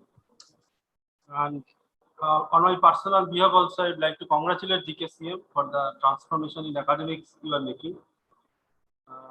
FDP, the organization of this kind of FDP is just a stepping stone towards that. So I also feel privileged that I have been invited to give a talk something related to the question paper preparation based on outcome-based education. I personally was the controller of examination of JIS College of Engineering. You know, our college is an autonomous institute. It is the first autonomous institute in the state of West Bengal in respect of engineering education in private sector. So I was having the privilege of being the controller of examination for more than 3 years at our college.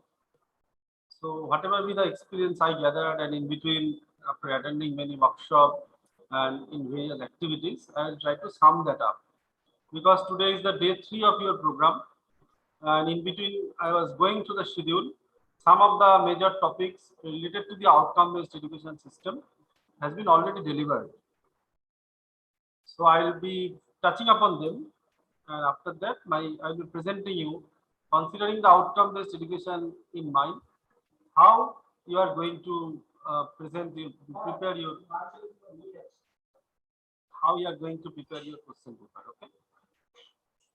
So let me get into the presentation. I know this time of the day is very difficult. Okay, 12 people are there, 12, 11 are there, 12 people are there. I would not know how much you can keep your patients on, particularly after the lunch hours, the sleeping time. I do not know. Actually, most of you are at your home or at the college. I myself is at college. Maximum from our college or GKCM, most of the present in the college session, and lots of external candidates is also present. I think they will join. They are already present in the last session, but I think after lunch they will join. In any case, I'm getting into the topic. I will not take too much of time, okay, because I will try to present it in my way. I will try to present it in my way.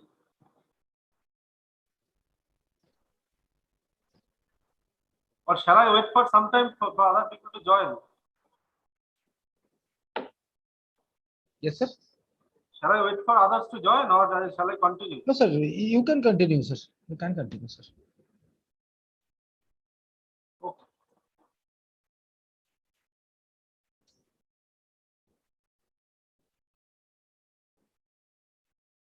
I hope my screen is visible to you. So yes, sir. Yes, sir. Yes, sir. Screen is visible, sir.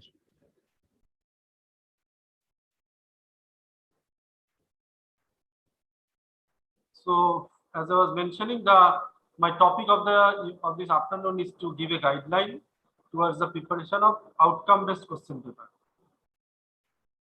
Now, you see, if you look at the heading of the presentation, you will notice in the heading there are two very specific issues that has been highlighted. What are those two very specific issues? One is the outcome-based education, another is the question paper framing. Okay, if you look at the title also, these 2 points are coming. Both the points are coming. One is outcome-based education, another is question paper preparation. So in my presentation, I would like to highlight both the phrase. What is outcome-based education? Essence of education, outcome-based education, being associated with engineering fraternity. For some time you already have heard this term outcome-based education many a times, I believe. But it's legitimate. I remind you in a slightly different way the essence of the outcome-based education. And automatically, you see, people have been preparing questions over the years. Okay, power of questioning has got nothing to relate with outcome-based education. It's a different issue. So in this session, I will try to put a bridge. I will try to put a connection between these 2 concepts. Even if there was no outcome-based education, you see, India has signed Washington Accord in 2014.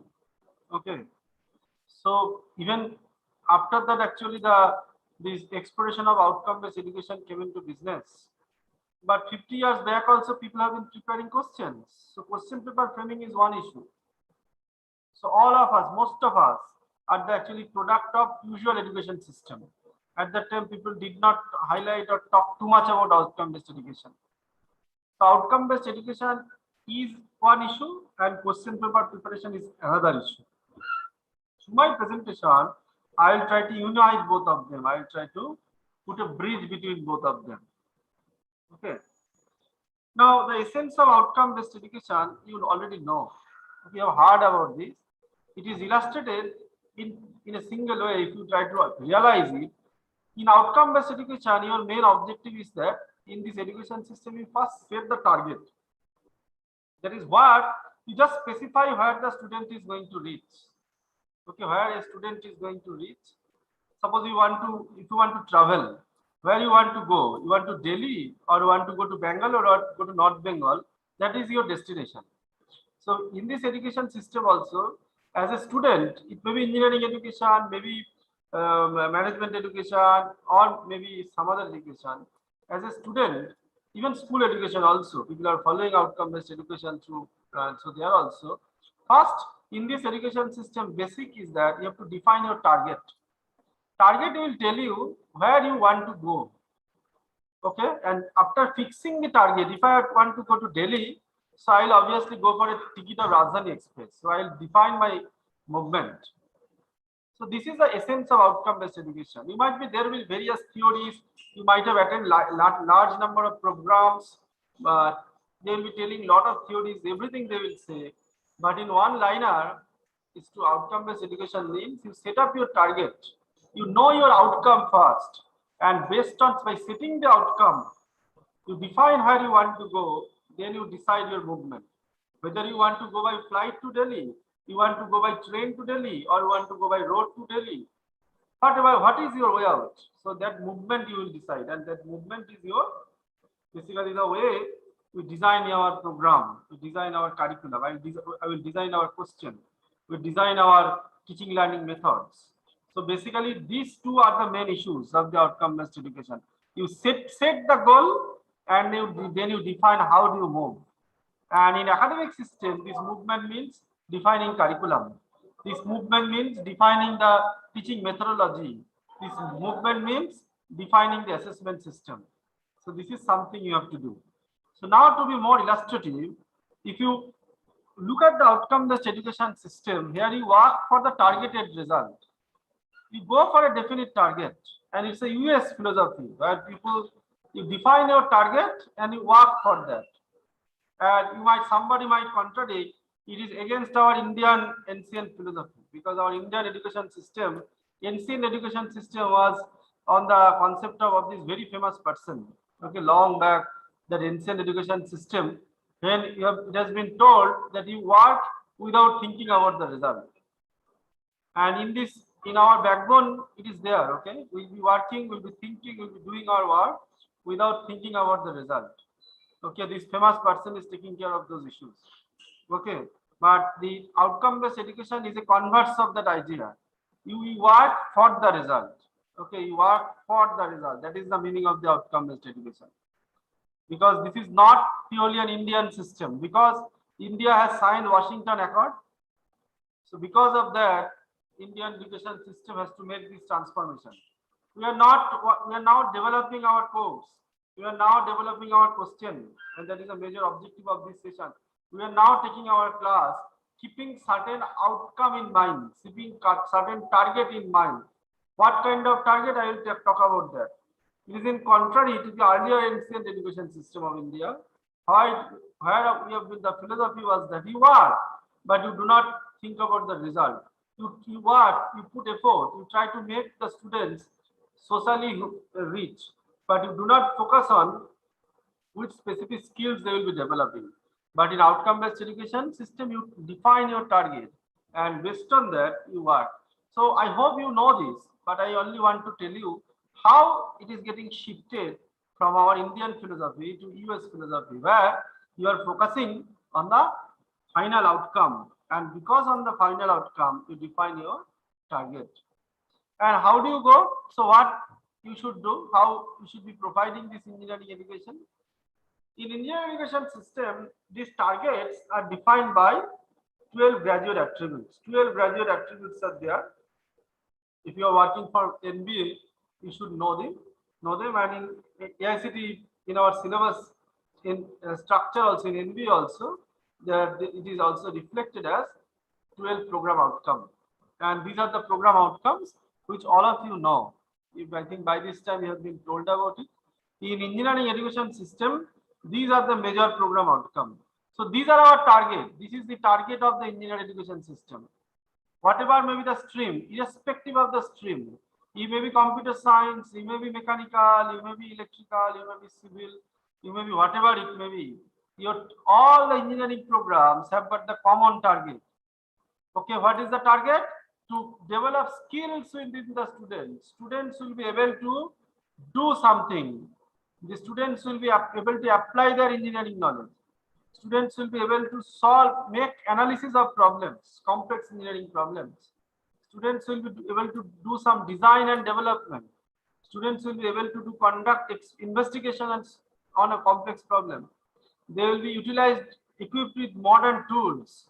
Students will be working for the society. Students should work for the environment and the sustainable development. Students should have some ethical values. Students should be able to work in teamwork. Students and focus on teamwork. Students should have good communication skill. Students should be also at the same time, it's a matter of all trade actually. They should have profound knowledge on management and finance. And the final word, everything we divide, everything we teach, will be focusing on the overall lifelong learning. Whatever they learn, they can utilize this, they can use it for the purpose of their futuristic goals. So this has been the major objective, major target that has been set by the engineering education. Every engineering student, I hope you know this, in outcome-based, we are practicing outcome-based education means key.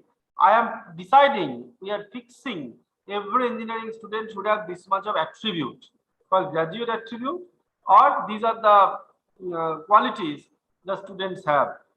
These are general qualities. In general, you see, I have written there, in general, every student should have this quality. So whatever you do, whatever you plan should be kept, we should keep these points in mind.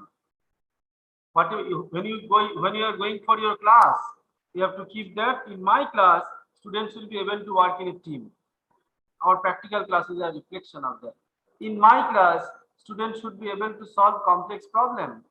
So I have to solve problems, present and solve problems like that. In my class, students should be able to use modern tool. Now with digital pedagogy, it is becoming more easier.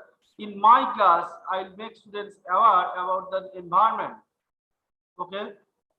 In my class, I'll try to focus on the communication skill of the student. So this is the teaching learning environment.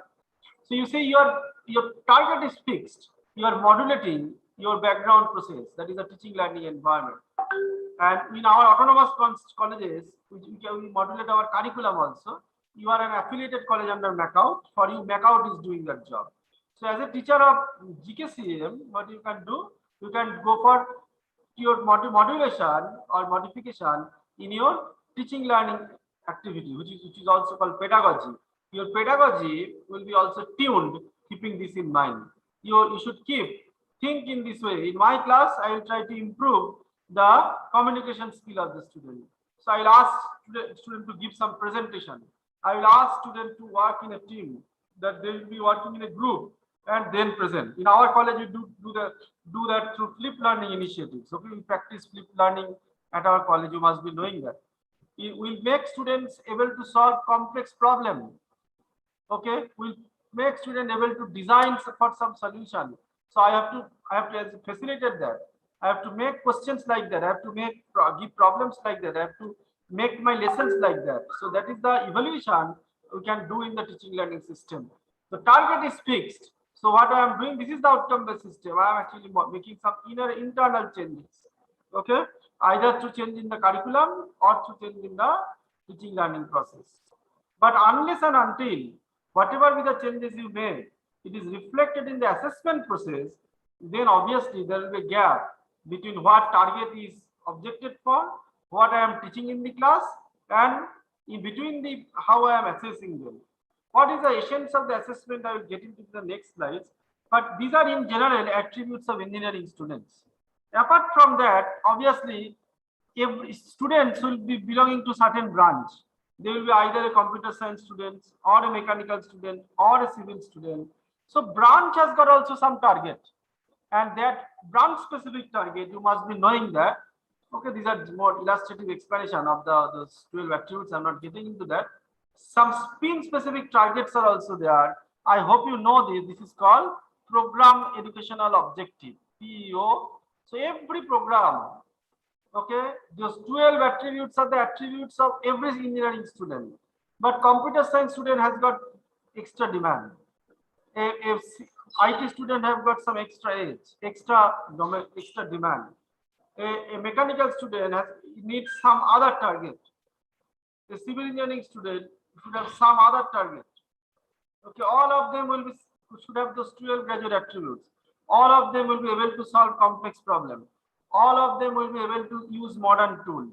All of them will be able to work in a group. All of them will be able to design something. All of them should have lifelong learning. All of them will be good in financial and management skills. All of them should have good quality of the teamwork. These are common attributes. But a mechanical student should have the analytical, should have the tenacity to work in a foundry.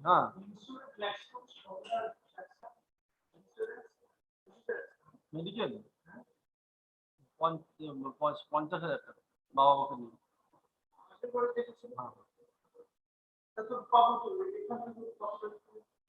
নিয়ে। So all of them, you see, should have the similar qualities. But when you are getting into branch, your target is slightly shifted. Okay, which is called program educational objective. Say mechanical student should have some additional skill. He may be equipped with in dealing with the at the same time he will be good in the domain on in designing the suppose how to design a robotic hand. A mechanical student is designer. He should be good in coding and he should be doing good in the mechanics part also. He will be good in electronics also. That is together it's called mechatronics. So these are the special needs, which is not the need of maybe of a electrical engineer, a civil engineering student, whose job is different. So the target is different altogether. Okay. So now after fixing the target, you see, so I have set the target. What is the target? Target means what is the outcome? This target means the outcome of this education system. One is the general attribute, which is common for all engineering students. So all engineering students should have this type of attributes. And another is a stream specific attribute. It will vary. So after that, so you have defined your target. Now target is defined, outcome is defined. Now you have to plan. So now you have to, as I was showing in the first slide, now I have to decide my movements. What is my movement? Movement is that how I reach the target, how I reach the goal. The first movement you do is that if these are my target, So if these are my targets, I have to make students industry ready. I have to make students analytic. I have to make students communicative. I have to make students good in problem solving. I have to make students able to work in a team. If these are my attributes, my curriculum will reflect that. So first change that you will do with internal change, you have to modify the curriculum. You have to design your curriculum accordingly. Okay. Madam,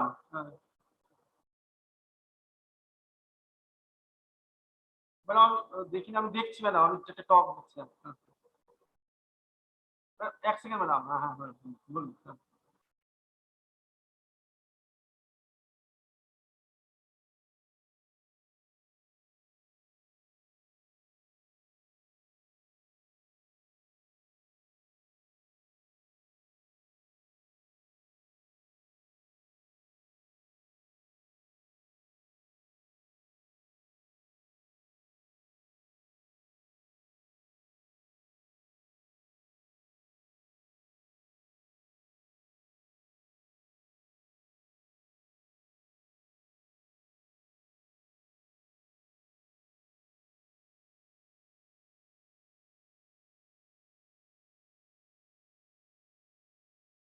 এই just a second okay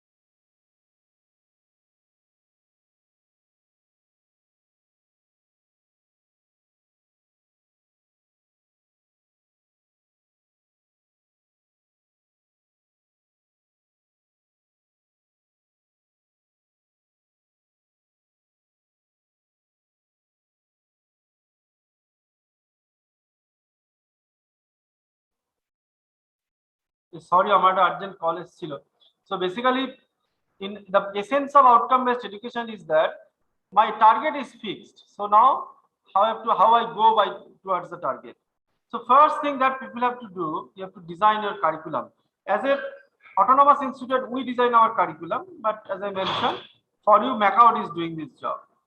Okay, and after designing the curriculum then you have to divide. Curriculum means the structure. Then you have to put various subjects. Suppose in first year these are the subjects, in second year these are the subjects, in third year these are the subjects. Then those subjects are basically various courses. Then you have to develop your courses, again keeping outcome based education in mind. But for you, for GKCM, these two jobs are being done by MACAUT. So your job to reach the outcome based education system is basically that starts here at the third step, to conduct your classes, your learning teaching activity. I am keeping learning first because in outcome based education system learner is the priority, students are the priority. So your learning teaching activity will be based on the outcome based education system. And also you have to do next step, the last step is the topic of the day is basically your assessment process, your question paper designing, your methods of preparation of question paper, your assessment technique will be also will be able to suit with the outcome based education system. So are you hearing me properly? Can you hear me?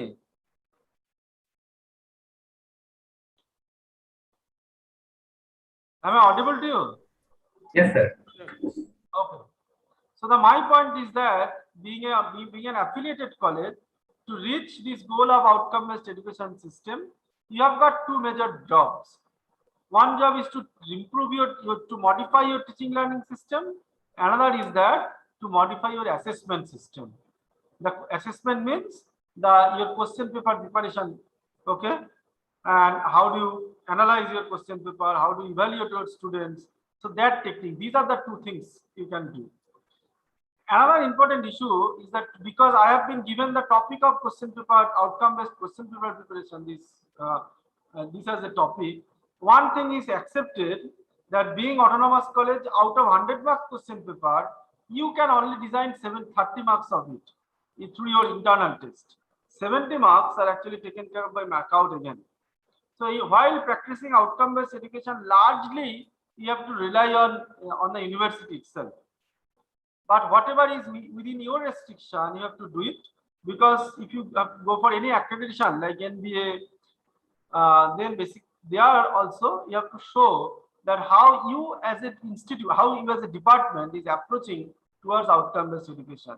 There you have to mention that, okay, fine, the curriculum is designed by MACOUT, okay, but in revision, in terms of revision of the curriculum, revision of the courses, how many times you have given feedback to the MACOUT after taking feedback from everybody, okay? So these are the common issues. And obviously the one marked in green is very important. How you conduct your classes, okay? You have got a lot of job to do. I think yesterday Papun has taken a class there. He has wonderfully possibly illustrated the how digital pedagogy could be successfully used to implement the outcome-based education system. And I am actually talking about the last topic today, that is how you can make your questions paper suitable to the outcome-based education system. So I think I have set the target of my class also. So our focus is on assessment techniques that will be suiting the outcome-based education. Now, question is that how do you assess any student or any people or any object, any assess? Now, suppose I am talking, all of you are assessing me as a speaker, and I am also assessing you as a learner. Okay, so how everybody, so mutual assessment is going on. So anybody or anything we do, some kind of assessment goes on. Suppose you are watching India, England, 2 days back there was a wonderful test match. Okay, so if you visualize that there you have been assessing something, ability of the Indian team to win abroad. So anything you observe, anything you see, always some kind of assessment goes on. Normally, we do assessment in 2 ways. One way is the assessment by myself or ourselves. That is called direct assessment. Direct assessment can be done through seeing, done through questioning. Okay, this is the direct assessment, that you yourself you are asking somebody some question and getting some assessment. Another type of assessment can be done, that is called indirect assessment. That is mainly the feedback mechanism. Okay, for example, you see, when election comes in, they do basically direct assessment is done on the day of the polling. But before that, lot of indirect assessment are there. That they are called opinion poll, okay, pre-poll, lot of analysis, okay, lot of in TV channels, whatever you see now, they are all indirect assessment. So they are mainly based on feedback analysis. So it's in general, it's a common sense to for the assessment process. The assessment can be direct, assessment can be indirect. In direct assessment, your what you see and what you analyze through your brain is important. And in indirect assessment, what you hear and after that what you analyze, that is important. So again, in my session, I will only focus mainly on the direct assessment, because that for our system, the type of education we are providing to the students, their direct assessment is the topic of the main thing that we do through our examination system. Indirect assessment is there. We take feedback. We take feedback about our classes. We take feedback about teacher.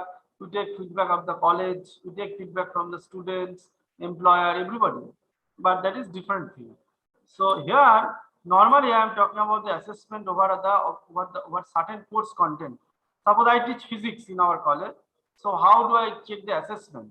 So that can be done through direct assessment by asking students questions related to my physics courses. Okay.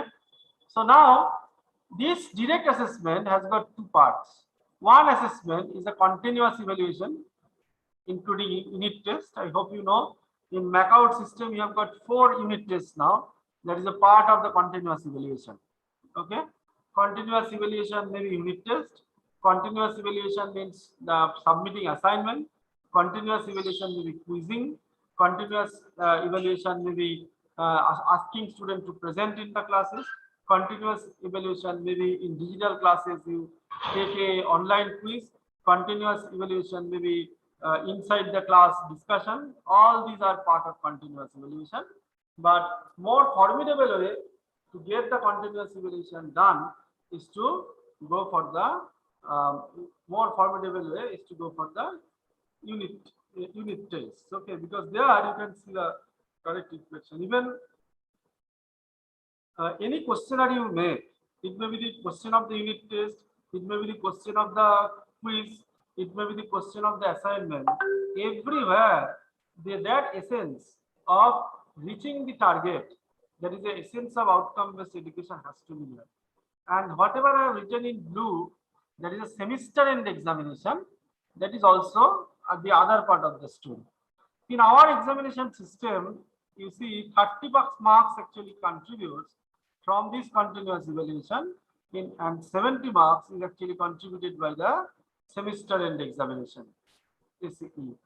So 70 marks is contributed by them. For you, this question paper is prepared by Macaut. So, but you can do lot of things. You can over this internal question paper.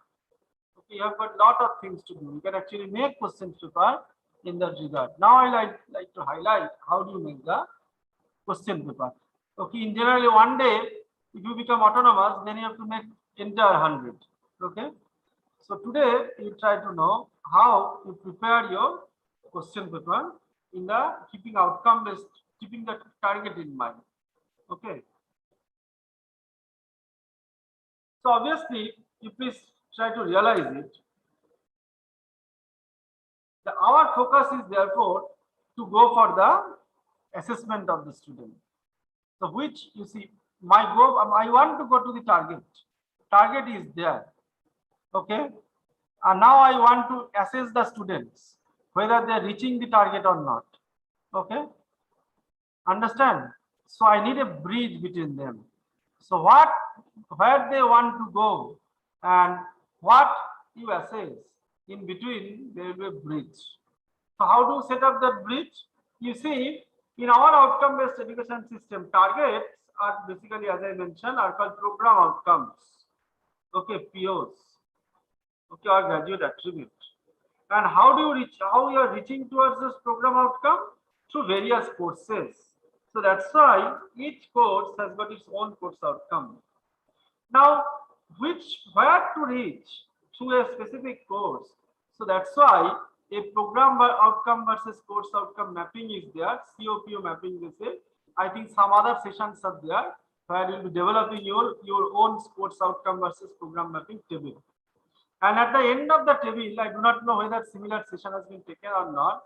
At the end of the table, some quantifiable values, some values will come out. Okay, and that will tell us some numeric values, maybe 2.65. This is some values will come up in a scale of 1 to 3. Your teacher, in the session will be mentioned because this is not my objective. Okay, my objective is to tell you how to reach this target. Okay, you make the question paper. Okay, because your target is set. You want to assess. How do you assess? Through various courses. Every course has its own outcome, and that outcome is mapped to the target. So when I will be preparing the question, so my method basic background will be that COPO mapping. This will be my basic background. So based on this, what are the outcome of the course and how it is connected with the final target, I have to prepare the question paper. So that means I have to prepare question from every CO, because every CO may be connected with certain PO. If I miss a CO, then that PO I cannot reach, and that means I am missing the target. And that is the essence of the outcome-based education system. That is, whatever be the question paper course you are taking, it must have 4 to 5 COs. Every course outcome must be connected with some program outcome. Program outcome is your target. So when you prepare the question, you have to cover all the course outcome. Otherwise, if you miss a course outcome, then you are missing the corresponding mapping with the PO. So that means your target of reaching that particular PO may be lost because of that. So this is the main point. This is the main issue when you are preparing the question paper. So I just revise this issue. Our objective is to prepare outcome-based question paper. Outcome-based means I have to set the target, and based on that, I will prepare the question paper. What type of question you will make, either unit test or semester end examination. For your system, it may be the unit test mainly. And how do I go there? How do I prepare the question paper? What is my basic background? My target is called PO. And how I reach that? Through various courses. Every course has its own outcome, and that is mapped with the target. So I have to, when I will be preparing question, I have to prepare question from every question, every CO. Okay, if I miss a CO, then I may not, it might happen, I am not reaching that particular PO. That means particular target.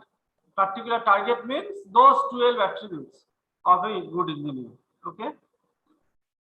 So now few more tips when you prepare the question. So one key point you have got that when you prepare the question, you have to first know the course outcome. And when you prepare the question, you have to prepare question from every course outcome, from every CO.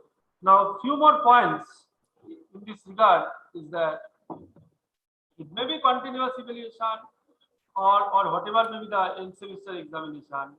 Some basic information you should know. You should remember this 4R formula. Okay. Whatever will be the question paper you prepare, it may be input based examination, it may be outcome based examination. These 4 points should always be there. Whatever be the question you prepare, it has to be a rational question towards your examiner. You should be rational to your examiner. For whom you are measuring, for the type of students you are measuring. Okay, your question paper should map the batch of the students. Okay. And next is that how relevant your question is. That is obviously connected with the which course question paper you are taking, its course outcome. And as I mentioned, the relevance can only be proved if you give questions from all the course outcomes. Okay. And it has to be reasonable. Reasonable means it will be targeting all level of students. It will not be very hard question or not a very easy question. It should be a balanced question, which will be covering all the types of students. Maybe a slow learner, maybe a fast learner. It will be for all the students. And your question paper will be highly responsive. Responsive means it take care of the issues that is connected with the latest technological development, industrial needs, and resolution of the apex bodies. That is what you are doing also. Because we want to make our question paper up to date, that's why we are sitting together here. As per AICT, we are trying to frame the question paper based on outcome-based education. So that is your response towards the changes taking place in the society. Okay, you should keep this in mind. This is just a classical picture. I think all of you have seen. You should be, as a teacher, when you will be preparing the question, okay, your question paper should be like this. It will be rational. It should be it will be thinking about the level of question students. Okay, in our colleges, most of the students are coming from various backgrounds.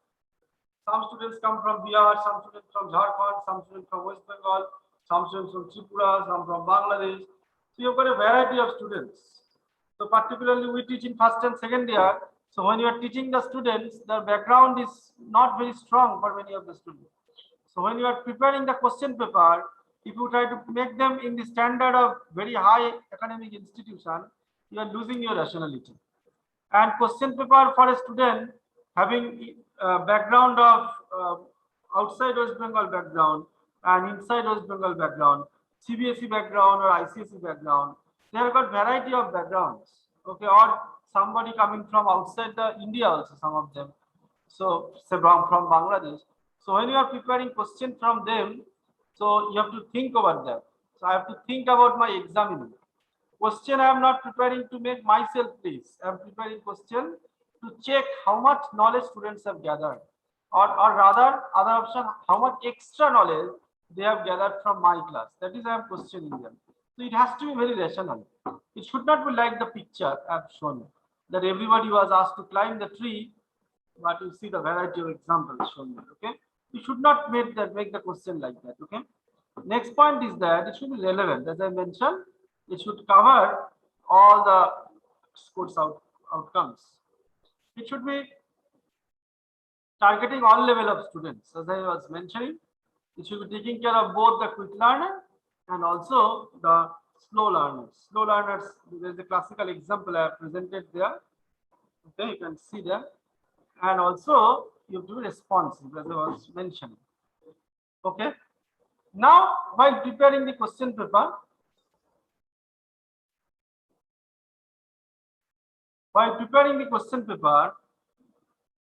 design of the, you see, few more points you should remember.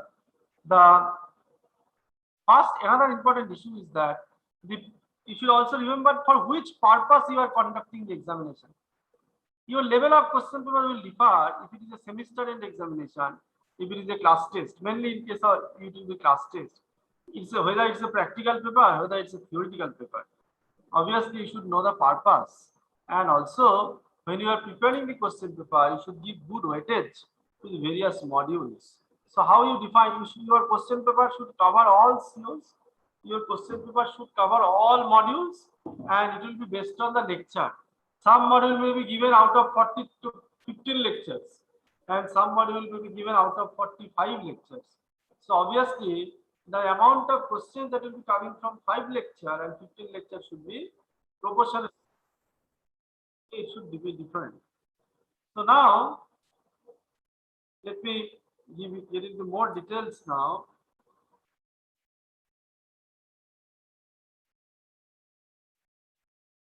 Another very important issue is that, you see, as I was mentioning, here you are basically judging the how much extra knowledge students have gathered, and your question paper should be very standardized, keeping the provision for everybody. Okay.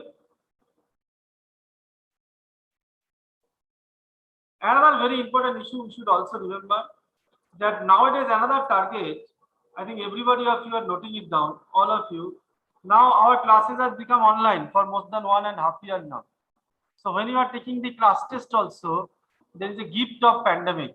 That is, if you may give the question paper to the student, if you make it a flat question paper, they will simply copy it from web and give it to you, paste it to you. Whatever may be the highest level of protection you take, there is this type of tendency of copying is there. So this is a gift from pandemic or the constraint of the online system. So to overcome that also, my question paper level has to be modified.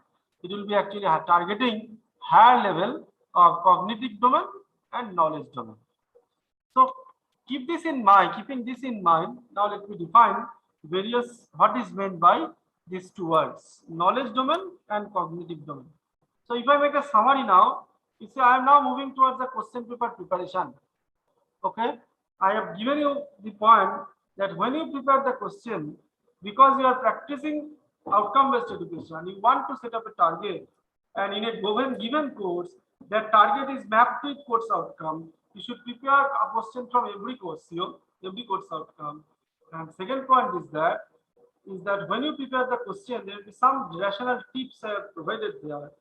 First is that you should be rational. It will be for all. You should be the question paper should be responsive to the industrial changes. It should be reasonable. Okay. So in this way, you have to think in that when you prepare the question paper. And another very important issue is that nowadays, under pandemic situation, you have to also think it in mind. I have to prepare such a question paper in such a way so it does not become free gift to the student. Okay, they have to put some effort at least to answer my question. Now, to make any good question, you have to remember few issues. That is, my question paper should have a balance between the various cognitive level and knowledge level. So now let me tell you in general what are various knowledge domains and various cognitive domains. Various knowledge domains are, you see, are presented on the screen. Okay, In 2002, it was defined actually by the famous academician and educationalist, okay, Karatul, is that there will be 4 types of knowledge domains. One type of knowledge is called factual, another type of knowledge is called conceptual, another type of knowledge is called procedural, another is called metacognitive knowledge. What is factual knowledge? Factual means you can understand by the word fact. Okay. Factual means if you look at the factual knowledge, you see the word fact is important. Fact means information. So in factual knowledge is basically gathering of information. Only informative knowledge, almost like going to newspaper. You get a lot of information. Okay. Understand? So factual knowledge is nothing but knowing some information only, knowing some data only, some terms only. That is called factual level of knowledge. It's a low level knowledge you can understand, only knowing the information. Next is the mostly what you deal with, actually conceptual knowledge. Conceptual knowledge is actually here we actually interpret. You set up interrelationship, whatever be the knowledge you are gathering in the factual knowledge. Okay, you do classification, you do generalization, you can develop theory, model, structure. Okay, so these are called conceptual knowledge. And you see, in our programs, in our classes, when you teach engineering paper, engineering subject, we mainly develop concepts to the student. We don't just give the facts to them. We actually provide them with a lot of concepts. Okay, what is that? What we provide? If you see those graduate attributes also, we try to develop skills within the students. We try to provide them certain theories, some models, some structures. Okay, understand? And we want they know new theories, new principles. Okay, so all these things they come to know. So this is the coming under conceptual knowledge. In one sense, one line is this is called concept. Concept clear hol na eta boli. So basically, concept is knowing is developing some ideas, some models, some theories, some structures. Okay, and next level of knowledge is the procedural knowledge. Procedural knowledge is suppose you are doing a coding, you are making a long deduction. Okay, you are telling a process. That is called procedural knowledge. Okay, doing coding, all of you are acquainted with. Doing some sort of process. Okay, describing some sort of calculation in steps. Doing a long deduction. Doing a long calculation. These are all falling under procedural knowledge. Actually, most of our laboratory experiments are also falling under this procedural knowledge. Another is metacognitive knowledge. Metacognitive knowledge means it is strategic knowledge. It is as such not direct information. It is as such not direct concept development. It is not knowing the procedure. Rather, it is somewhere there, okay, some extra sense. Actually, the sixth sense about a topic is called the metacognitive knowledge. Okay, or self knowledge. That is from your pure understanding, you can remember. For example, I remember the famous formula in my physics classes. There is a formula if you are from physics or electrical background. There is a famous formula. Just a second. That is relationship between charge and voltage. Relationship between charge and capacitance and voltage. CV equal to Q. So I normally remember like this. CV Raman equal to Q. If you remember, that is my metacognitive knowledge. I'll never forget this. Okay. If you do that. In mathematics, we learn a theorem at the earlier age, Bodmas theorem. Okay, when you are doing the basic mathematics. So this is like bracket of, okay, division, multiplication, addition, subtraction. So this is the metacognitive knowledge about doing the school level mathematics. So these are the some metacognitive knowledge may be there. Now Benjamin Bloom, okay, who was there from 1913 to 1999, he has given 3 more classification of knowledge domain. One is obviously that conceptual knowledge or cognitive knowledge. This is similar to conceptual knowledge. Cognitive means understanding, okay, conceptual. Another is affective domain. Affective domain means emotion, feeling. So if this is connected with IQ, this is connected with emotional quotient, EQ. And another is psychomotor domain. Psychomotor domain means doing something practical or physical. Suppose Tendulkar is playing, so his skills are all psychomotor skills. Okay, the player is if Messi is actually taking a shot. That is all psychomotor skill. That is practical and physical both. So that is a knowledge, but that knowledge falls under psychomotor skill. Somebody is very responsive. Somebody is very affectionate. That is the affective domain. But in our college, when we are preparing question, we mainly highlight the IQ level. Okay, that is the question on cognitive domain. That's why I tried to tell you in these classes, in this session, the major objective is that we are focusing on preparing question paper based on mainly the cognitive domain or the conceptual knowledge, whatever you say. If I now move forward, these are the, so I mentioned about various knowledge domains. Now let me get into the various cognitive levels or cognitive domains. You see, cognitive domains, you can see that it's like a pyramid. If you look at the picture, it has got the shape of a pyramid. If you look at the pyramid, okay, it is taking the shape of a pyramid, pyramidal shape. And at the top of the pyramid, higher level cognitive domains are living. So what are the lower level cognitive domains? Remembering and understanding. Remembering means to recall. Okay. Understand means to understand the fact. But actually in engineering education, if you see the graduate attributes, all the 12 graduate attributes starts from here, from the application level. Okay. The graduate attributes will start from this level. It is thought that if you are applying higher level graduate application, automatically you are taking care of these remaining two. That is, you remember something and you understand something. So that's why you are applying. Okay. So these are the various levels of cognitive domains. Remembering means to remember it. Understand means to comprehend it. Apply means to apply it. Analyze means to do analysis of some results and make some conclusion. And evaluation means to do some judgment based on the evaluation. And creation means creating something new. So these are various levels of cognitive domains. Okay. Okay.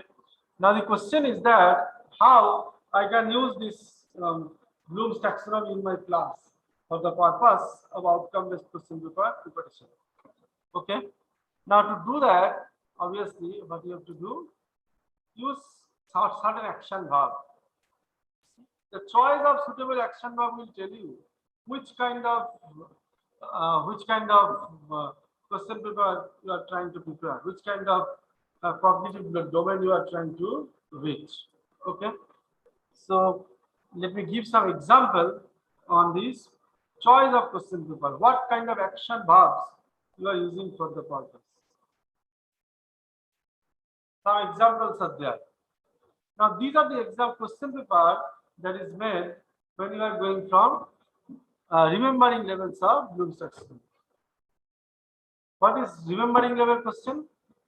That is just a lot of WH questions are there, you can see, and basically just to inquire, okay, what happened. First and foremost, remembering level question is that what happened after? What happened after the death of Rabindranath Tagore, like that? How many boys are there? Okay, what is the capital of India? Who was it that? Can you name? Okay, like that. Find the meaning of this. These are all remembering level questions. Can you name it? I am asking him to remember and answer. Describe what happened after. Who speak to you? Which is true or false, like that. Okay. So these are basically true, false also. When you are telling, you are actually relying on your skills of remembering. With the next level of question is the understanding level question. Now understanding level questions are again slightly questions paper of slightly higher cognitive domain. The meaning of remembering was that you remember only. Understanding is that whatever you remember, you try to understand, and that understanding is the understanding level question. First is that can you write in your own words? How do you explain? Can you write a brief outline? So that means if you understand, then you write down the paper. What do you think would have happened next? What do you think? What was the train idea? What was the main idea? Can you clarify? Can you illustrate? These are all understanding level questions. You look at the action verb. Only thing is that when you are preparing the question, you have to choose the right action verb. So suppose, for example, when I am asking about understanding, I can go for this question. Okay, how do you explain? Can you clarify? Can you illustrate? Does everyone act in that way? Okay, like that. Okay. Next question is applying level question. Applying level question is like this. Do you know another instance? Can you group by characteristics such as? So these are options. Which factors could you can see the applying level question. Next question is the analyzing level question. You are asking student to analyze it. Okay, why did changes occur? What are the some of the problems are? Can you distinguish between these? What were some of the motives behind? Like this, okay? There is an evaluation level question. Evaluation level question, you can see here. Judge the wall of dash. Like this. Do you think this is a good or bad thing? How do you? Because these are all common questions. Okay, I'm not getting into that. The highest level is okay. The highest level is creation level. Can you design? Okay. If you had access to all these, how could you deal with? So these are all creation level questions. Okay. So in this way, you can prepare questions for keeping two things in mind: the various knowledge domains and these Bloom's taxonomy. Now on the screen, I am presenting the digital version of Bloom's taxonomy. I hope you have seen this in yesterday's class. In digital version also there is no massive change. The changes you can see on the screen, okay. But there is no massive change okay, in the digital version of Bloom's taxonomy. Again, remembering is there, understanding is there, applying is there, analysis is there, evaluation, creation, everything is there. But what is going to change? The creation will not the creation of a prototype. It will be the creation of a of some animation, some blogging, some filming, podcasting, publishing, simulating. These are all creation. Evaluation means you can see that. Okay, to justify stand or decision, to make judgments based on the criteria standards to checking and like this. Okay, analysis. These are all digital version. Okay. Now, how will you prepare a question? This is the main topic actually, most important question. So if you look at the flow of the discussion, I have already told you through the flow of my presentation that if I have to make a question paper, my main target I have fixed, that is the outcome, program outcome. Based on that target, I have designed the courses. Every course has got mapping with you. That will tell us how to various courses I am reaching towards my target. Okay, and after that, that discussion came out that okay, if you have to prepare the question paper, then what you will do? Answer is that if I have to prepare the question paper, I should know all types of two major issues, all types of knowledge levels, and also another major issue is that okay, fine, you know all types of knowledge level, but knowledge can be factual, knowledge can be procedural, knowledge can be cognitive, variety of topics are there. And cognitive means mainly conceptual knowledge. Now, how much that conceptual knowledge students are getting, whether they are able to apply that conceptual knowledge, whether they are able to describe the conceptual knowledge, whether they are able to analyze the conceptual knowledge. So that can only be done through that by knowing the proper Bloom's taxonomy. Whatever Benjamin Bloom has told and what is the correction made that has been done.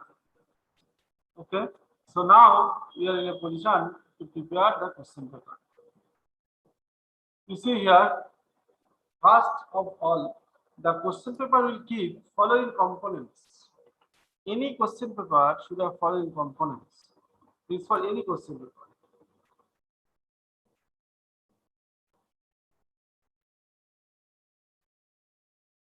Any question paper should have following components. Any question paper. Any question paper should have following components. Which are those components? It is first is recall.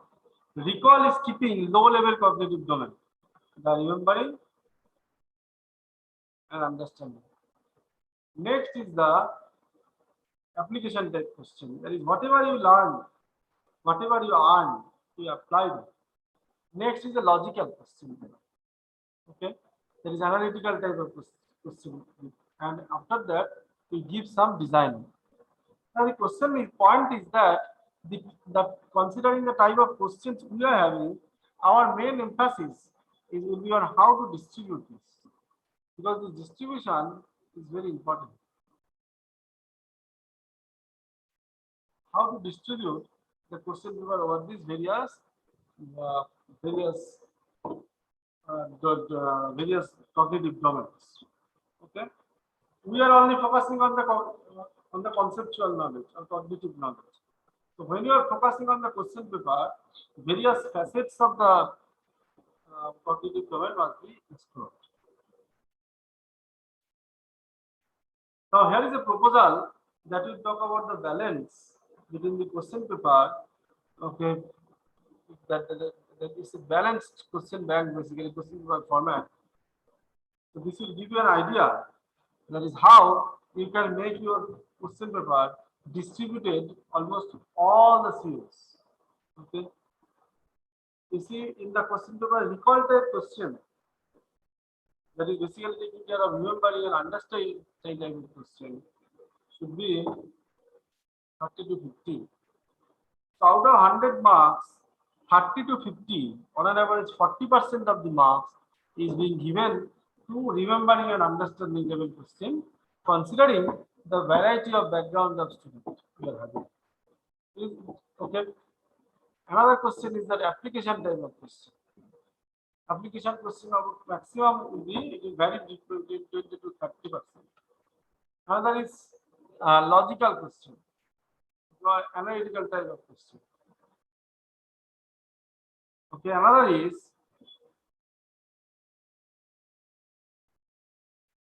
evaluation type of question. You see, logical question or analytic question, you have given 25 to 30. That means it's close to the first two. Okay, but evaluation type of question is very low. Maximum 10% of the questions are like that. So one thing you can understand, that I have to prepare the question based on the knowledge, keeping knowledge, which type of knowledge I am providing, and also the final outcome, final target. So that's why I am setting up the question paper accordingly in that way. Okay, so it will be catering all the students. It will be catering all the graduate attributes. So considering that, what we can do, you can see, I have to make the question paper covering over various types of cognitive domains. So there will be questions from recall, that is remembering and understanding. But earlier days, most of the questions people prepared on mainly on the recall type. 100% question was recall type of question. Now after that, question will be on application type, logical type, evaluation type, and also design type of question is very low. It is given very general structure is given. Now, what will be the format of a standard question paper? On the screen, I am sharing the format of a standard question paper. Can you see it? First, you write down the module number. Okay, you can use this format. It will be wise, it will be good for you. First, you use the module number. Second, you use obviously the serial number. Suppose module 1. Okay, module number 1.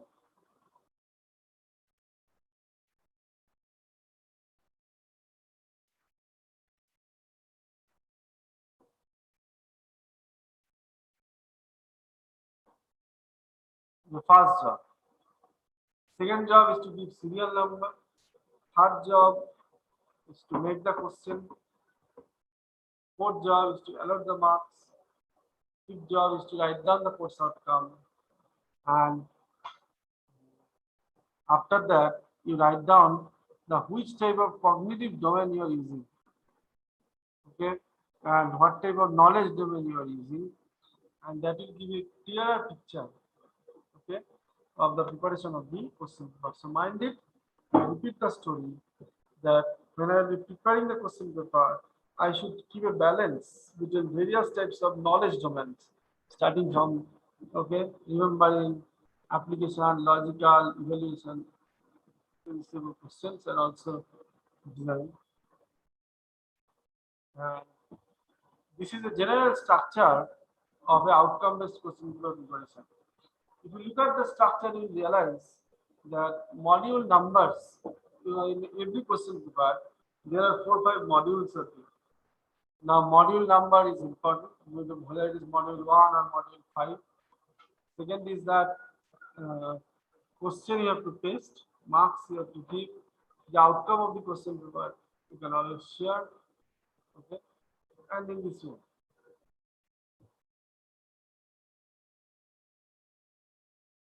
Okay. Now, pattern of the question paper. So, this point, if you prepare this table and maintain this table, your job will be done. Okay. Now, let me tell you about the pattern of the question paper. Okay, I will show you one specific example about this outcome-based question paper. Now, let me now talk about what is the pattern of the questions that you provide to the students. We normally, as everybody knows, we normally student MCQ questions, student 30 marks. We normally provide student short answer question, and then mainly 15 marks are there in our 70 marks pattern also.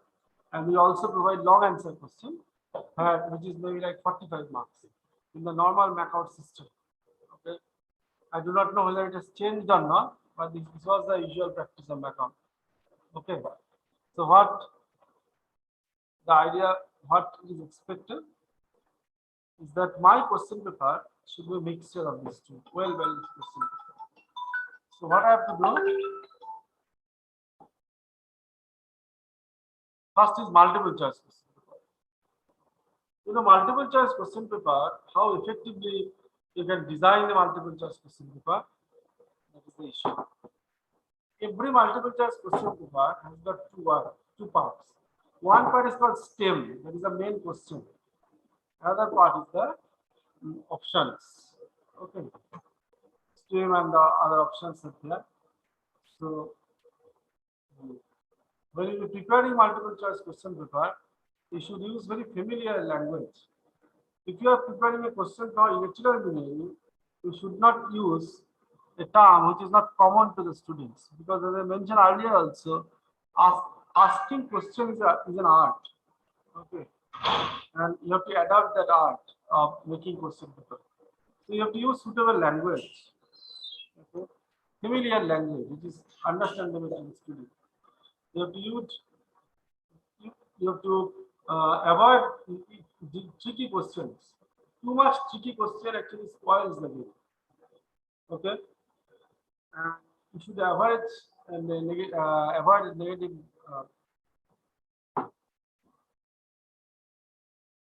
okay, about negative wording actually. And another key to make any MCQ question based on outcome-based idea or any idea, as a matter of fact, it will be the full problem that in MCQ, many a times you have seen that MCQ is incomplete. Options are given. So in the statement, in the STEM, all the options, the question will be clearly written. And the other option is that you should not use excessive wording. Some very specific targeted question paper should be prepared. Okay. Limit the number of alternatives. Okay, number of alternatives maximum will be 4. Okay, I was attending in recent time one auto FDP program personally. There was a session from IIT, possibly IIT Kharagpur. It was on physics or nanoelectronics or something like that. Their MCQ was given. Number of options in one question is 4, another question is 5. In some cases, the number of options was 6. If you have to prepare, that is against the basic structure of MCQ. Number of options should be fixed. Maybe 4, maybe 5, it doesn't matter, maybe 3. But it should be fixed. Another point is that even in the option also, in the Google form taken, they have given more than one correct answer. Okay. So that was another very critical situation. So basically, when you are preparing your own MCQ, you should give the proper the number of more alternatives so that we can assess it. Okay. And make the destructors appealing and plausible. So if this destructor one options, so when you are providing the options, so they will be distracting your and plausible. Appealing and plausible means the destructor option should be very close to each other, okay, so that they are not far apart. Suppose that if the question is that sun rises in which side, options are like east, west, up, down. Automatically, options should be between two things, east or west. Okay, and everybody knows the right answer. So what I am trying to tell, the distractor should be very close to each other. Okay, but they could be separated. Now let me give an example of a outcome-based question paper. This question paper was is for basic analog electronics question paper. You see how this teacher has prepared this question paper. In the module of analog electronics, which is a analog electronic circuits, okay, total number of classes given are 36, and total modules are also very important. You see, there are altogether 5 COs in the courses, and you see number of lecture hours given is also written here. Altogether, it is becoming 36. Okay, so 5 COs are there. Okay, and the corresponding lecture hour altogether is 36. So now, when you are preparing your question paper, so what would happen? This is from CO1, 8 lectures are there. So you should, your question paper, if it is a 70 marks question paper, 22.22% will come out, should come out of this. Okay, into 70 by 100 will come out. Similarly for CO2, similar CO3 is 1 by 6. So basically 16% will be there. CO4, and you can see there, okay, 27%. CO5 lecture hour is 4, so 4 by 36, 11%. So when you are preparing the question paper, okay, if it is 70 marks question, there will be 22.2, okay, into 70 marks, or you can whatever you say 0.22 into 70. This will be the number of questions that will be coming from the module 1. Similarly for module 2 also, module 3 also, module 4 also. So you have to first know the proportion. After that, accordingly, you write down. Okay. Now let me see. This is a plan. So this is a plan of the question paper. Okay. You see marks allotment. You see there 70 marks into 22.2. So there will be 15 marks question from CO1. From CO2, 8 lectures are there. So there are how many questions are there? Again, if you do calculation, 22%. But obviously, this will be also CO3, 6 by 36. So if you calculate it, it will be like 11.6 is close to 12. Okay, 10 by 36. 10 by 36 means You can see there the values 27%. So out of 70 marks, it will be close to 20 marks.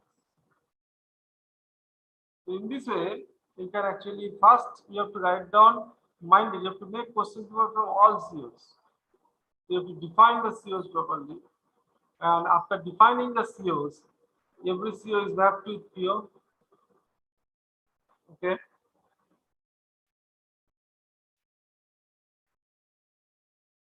And every CO has got certain number of lecture allocated.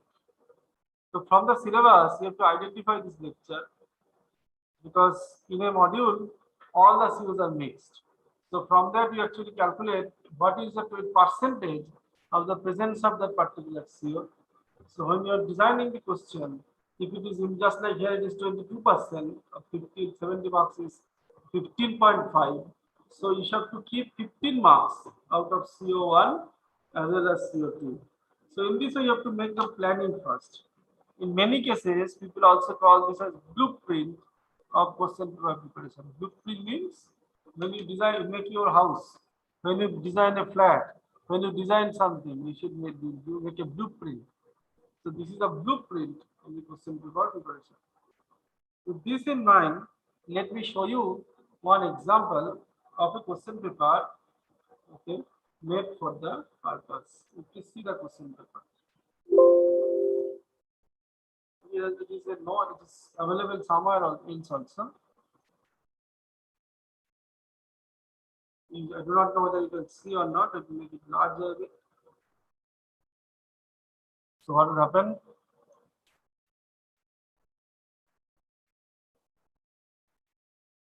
We see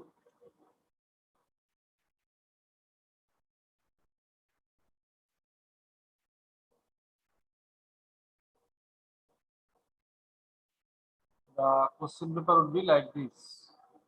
The acting question.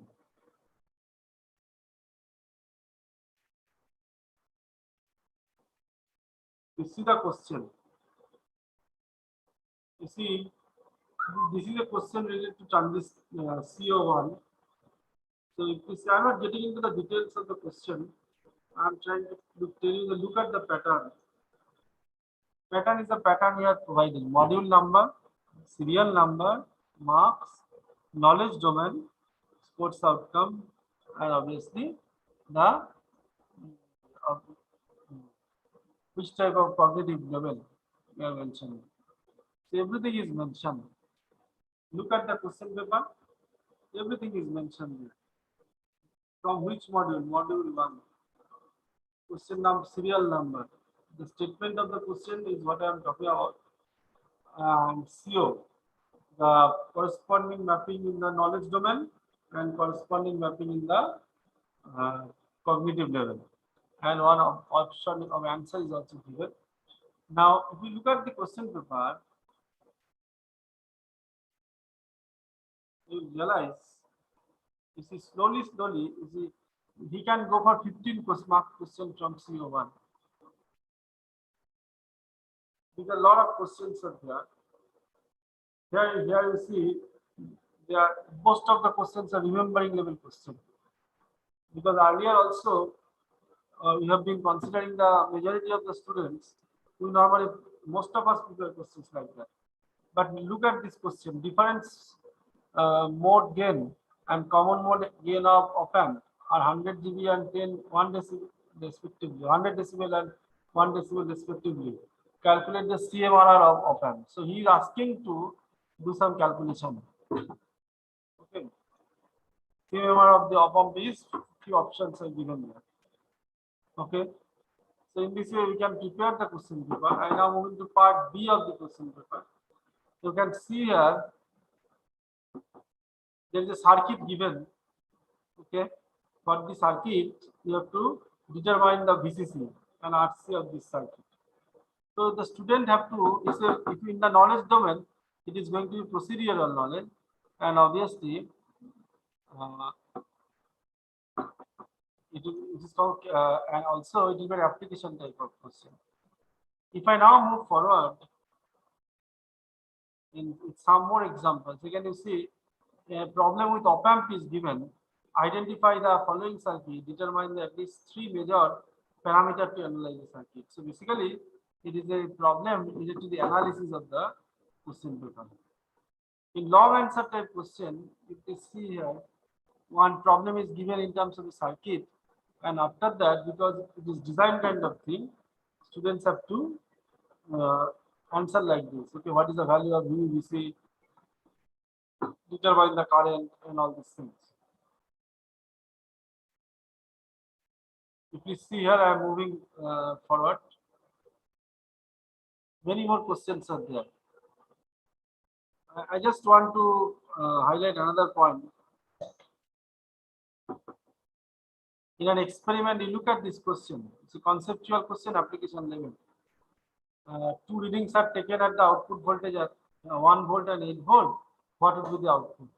So this is basically a student have to apply his idea, okay, on this particular circuit. So what I'm trying to prove with all these examples is that making question paper is not difficult. Only thing is that you have to be systematic.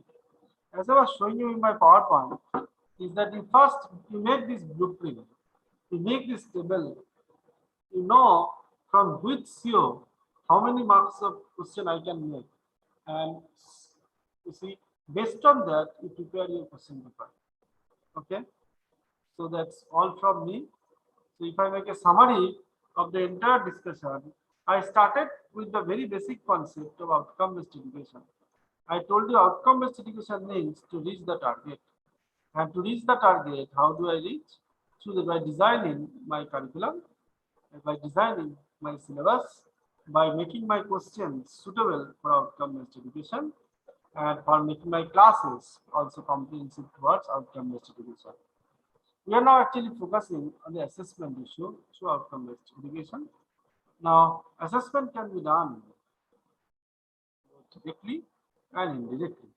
Direct assessment means our usual examination system. In examination system, I have told you few arts principle, and after that, most important issue is that how you plan for your question paper. To talk about this, the basic essence is that you have to remember two issues in your mind. You have to, in question paper, should be a good combination of factual knowledge and the cognitive domain. Now, four kinds of factual, four knowledge domain and cognitive domain. Four types of knowledge domains are there. So, whatever will be the question you prepare, it should fall under certain cognitive domain and certain knowledge domain. That's why I have given you a table like this. I hope you can remember it. And also, I have given you a table like this. This table. This table is basically talking about there is how you prepare a outcome-based question paper. I have given the example of you see there, but you can do for any paper. Only thing is that few mantras. Know your CO. You try to see in each module from CO1 how many questions are possible, from CO2 how many questions are possible. Based on that, you make your question. Okay, and in the question, statement is okay. Marks will be there, course mapping will be there. But what kind of cognitive domain and knowledge domain is satisfying you also mention.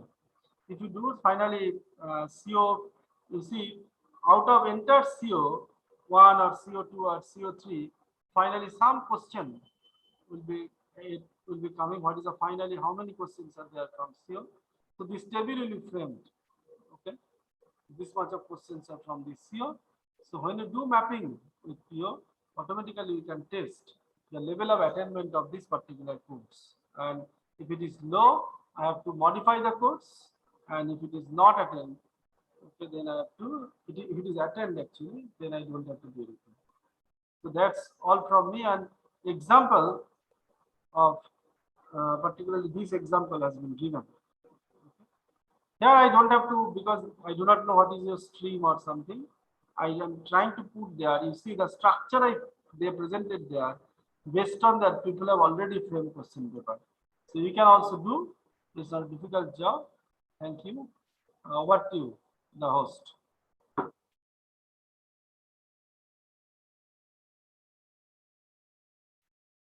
Okay, thank you, sir.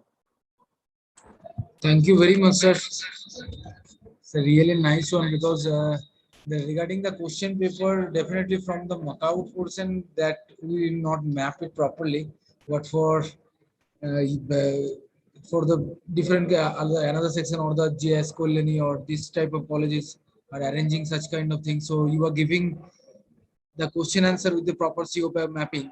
So that's really very helpful for all of us. Definitely from my side, I'm getting very much helpful, and all of the present candidates or the faculty members very much helpful for this pitch. Thank you very much, sir. And Santanu sir, please share our sir. Please accept some token of excellence.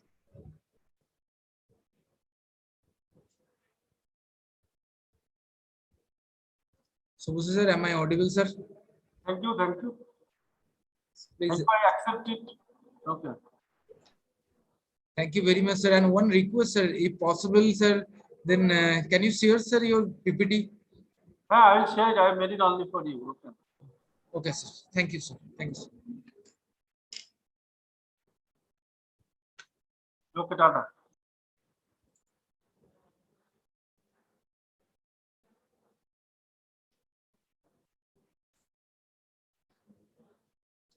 For all the participants, is the announcement. Hello, am I audible?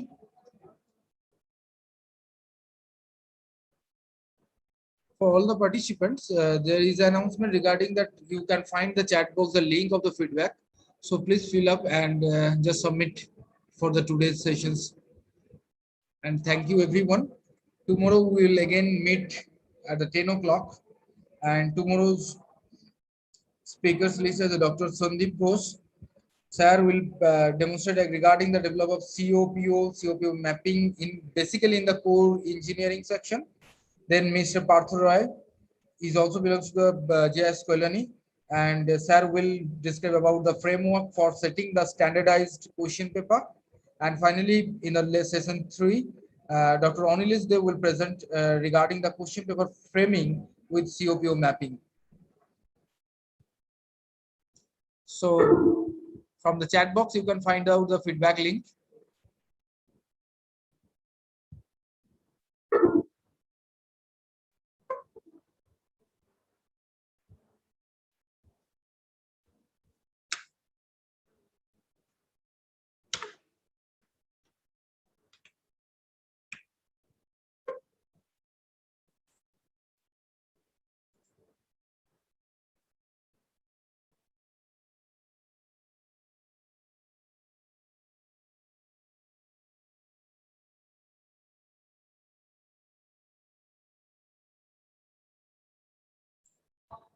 Is there any query? Everybody find out the feedback link.